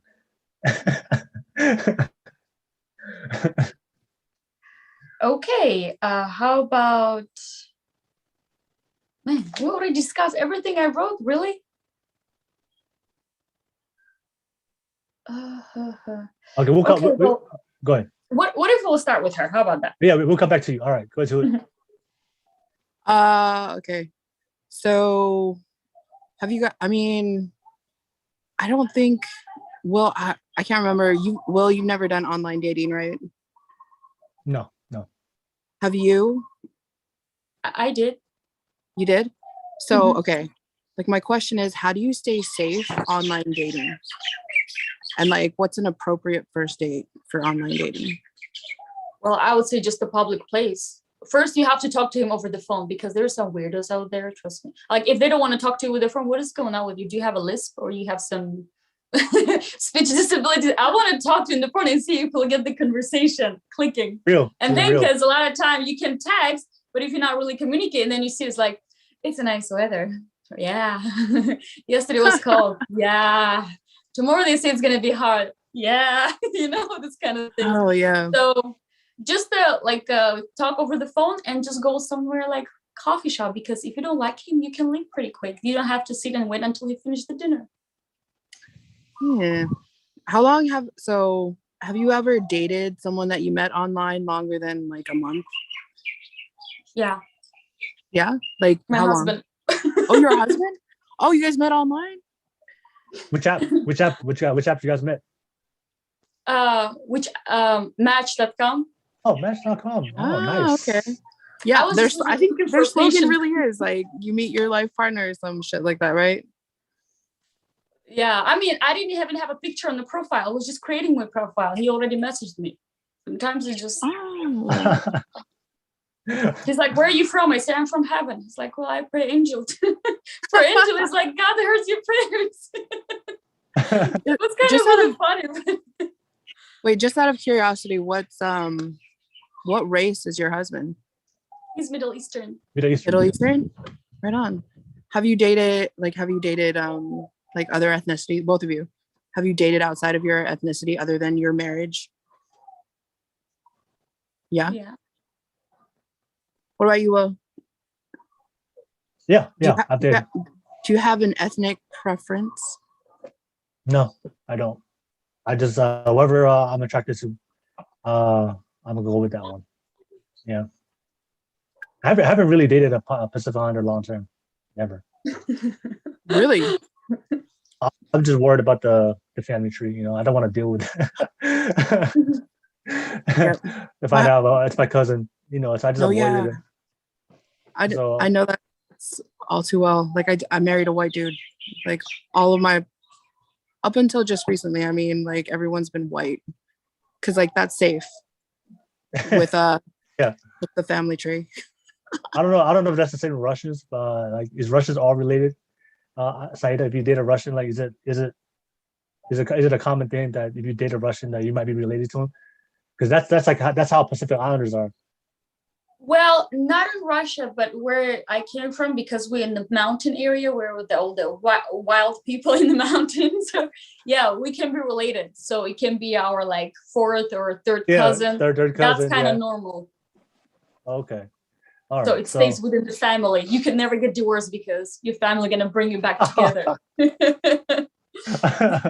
There is a people in America who grew up and they decide how they should live, and where we came from, they decide for us how we should live. So Tui, have you done dating apps, Tui? Yeah, I actually made one when I was in Utah visiting my family, but Which one? Which I app? think it was Facebook dating. My sister was on it. My little sister was on it. So I was like, hey, let me see that. So I was like swiping, and then I guess she got mad because I'm not supposed to like swipe right for everyone or something. So I made a Facebook dating app, but it was in Utah. So like, I don't know how to change the location. So I was just trying to see like who's on the, like what kind of people are on the dating app. It was just really interesting. Like what kind of people are you were on. what religion? Do you have a religion? Yeah, we're from Litye. Shout out to all my Mormons in the house. Just kidding. Yeah, we were raised LDS, so we were raised Mormon. Have you ever tried the religious dating apps? No, but somebody was telling me something. I think it was Christian Mingle. Yeah, Christian yeah. Mingle? Yeah, because I don't know. Was it that? Somebody was telling me something about it, and like they said that they go on Christian Mingle because that's where all the freaky girls are.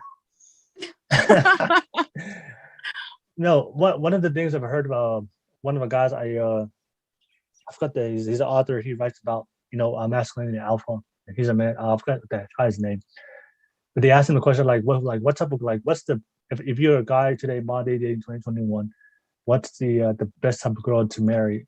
That you won't have you have the best way to have a good wife. And he said that women who come from very traditional families, and women who are very religious, because they're already within that role, right?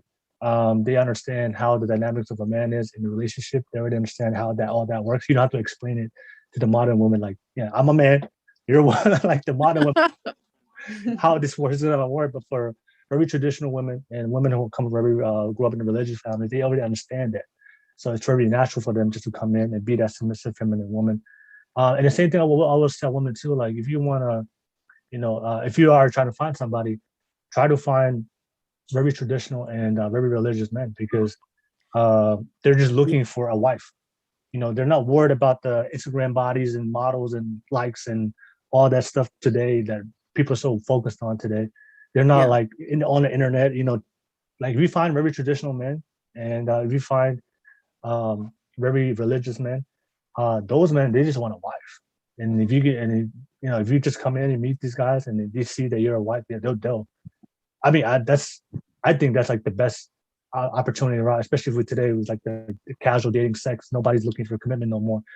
Yeah. So for me, that's why I'm very attracted to girls who come from certain ethnicities that I know that it's very traditional, like Middle Eastern is very traditional families.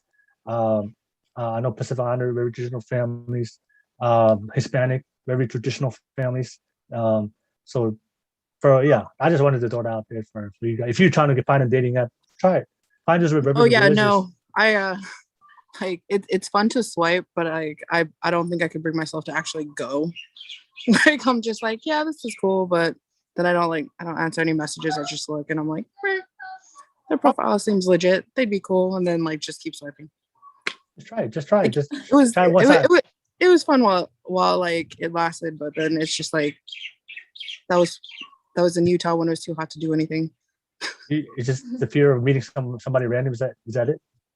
I don't know. I don't know. Maybe Try it. like take a little break and then go back. Because sometimes, when it kind of gets old and, then they just like swipe. Because it's like a second job could be pretty much. So maybe you should kind of just sign out and take a month off and then sign in Well, again. I just haven't like gone on there since I left Utah.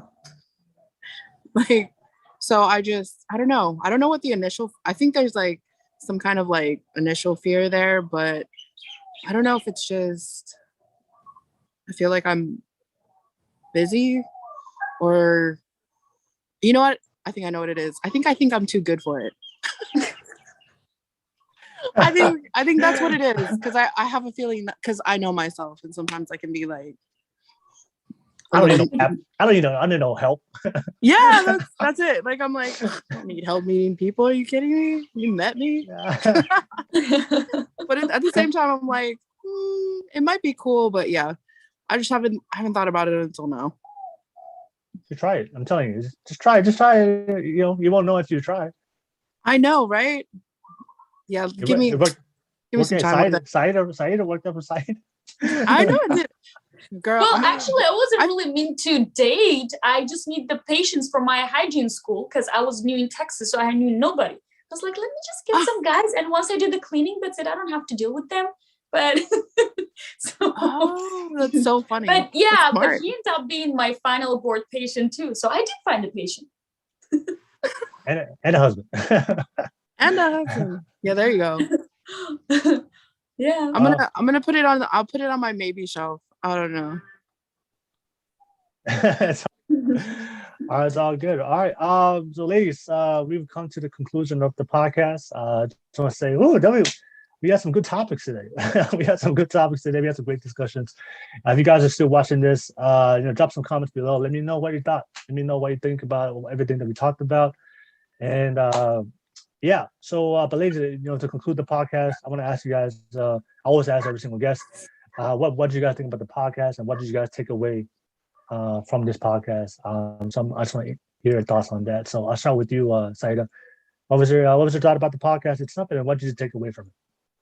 It just you learn a lot of important things because sometimes we have our own way how we think, but it's very helpful to hear the other side too, like your opinion, her opinion is just. It makes you think a little more open-minded, okay, well, I never thought that they think that way, or I never thought you also can do that, so it kind of teaches you can get a lot of good lessons for your life and for your relationship to improve it for better, because it's a constant work. It's a full-time job. Relationship is a full-time job. Yes. You always have to work in it. Love doesn't last. You have to work in it. Exactly. I wish that was the disclaimer on all relationships. It's work. Everybody wants the fairy tale relationship, Prince Charming. Yeah, I mean, it can grow into something better and deeper after a while, but it doesn't last. You have to work on it. Work on it. All right. And Tui, same thing. What did you take away from the podcast, and what you thought about it? I think it was cool. This is a cool little way to like cultivate like healthy conversation about relationships and kind of like concerns, and not just your romantic relationships, but in like all of your interpersonal relationships. So this was cool. Yeah. And then one of the best things I think by doing this podcast it's just so men and women can see that we're different, and also hear like what we want. That's the biggest confusion today. Is like a lot of the men have no idea what the women want, and the women have no idea what the men want, and everybody's afraid to say the truth. Yeah. So go ahead. Yeah. No. Really quick. On that note, whoever's listening, I hope like if you take anything from this podcast or anything like this podcast, it's important to create a healthy, open-minded conversation with your significant other or your specific significant other. Mhm. And like to one, so you know what you both want, so there's no surprises. And like kind of explain your individuality to each other, because it's important to keep it. And if you see red flags, and not just like they might not be bad, but if you see red flags for yourself, like if it's going to compromise what you want in your relationship because you think that this person is what you could want, don't do it, because you fuck it up for the rest of us who actually do deserve good people. Thanks. I love that. Yeah. Thanks, guys. So thank That's you it. guys for thank you guys for watching. If you made it this far, and I'll definitely make sure I drop their social media handles below so you can follow them. A lot of these ladies, they do great things with their pages, and just please support them. If you support me, please support them as well on their channels and on their pages as well. And we'll see you guys next Saturday. All right. So I'm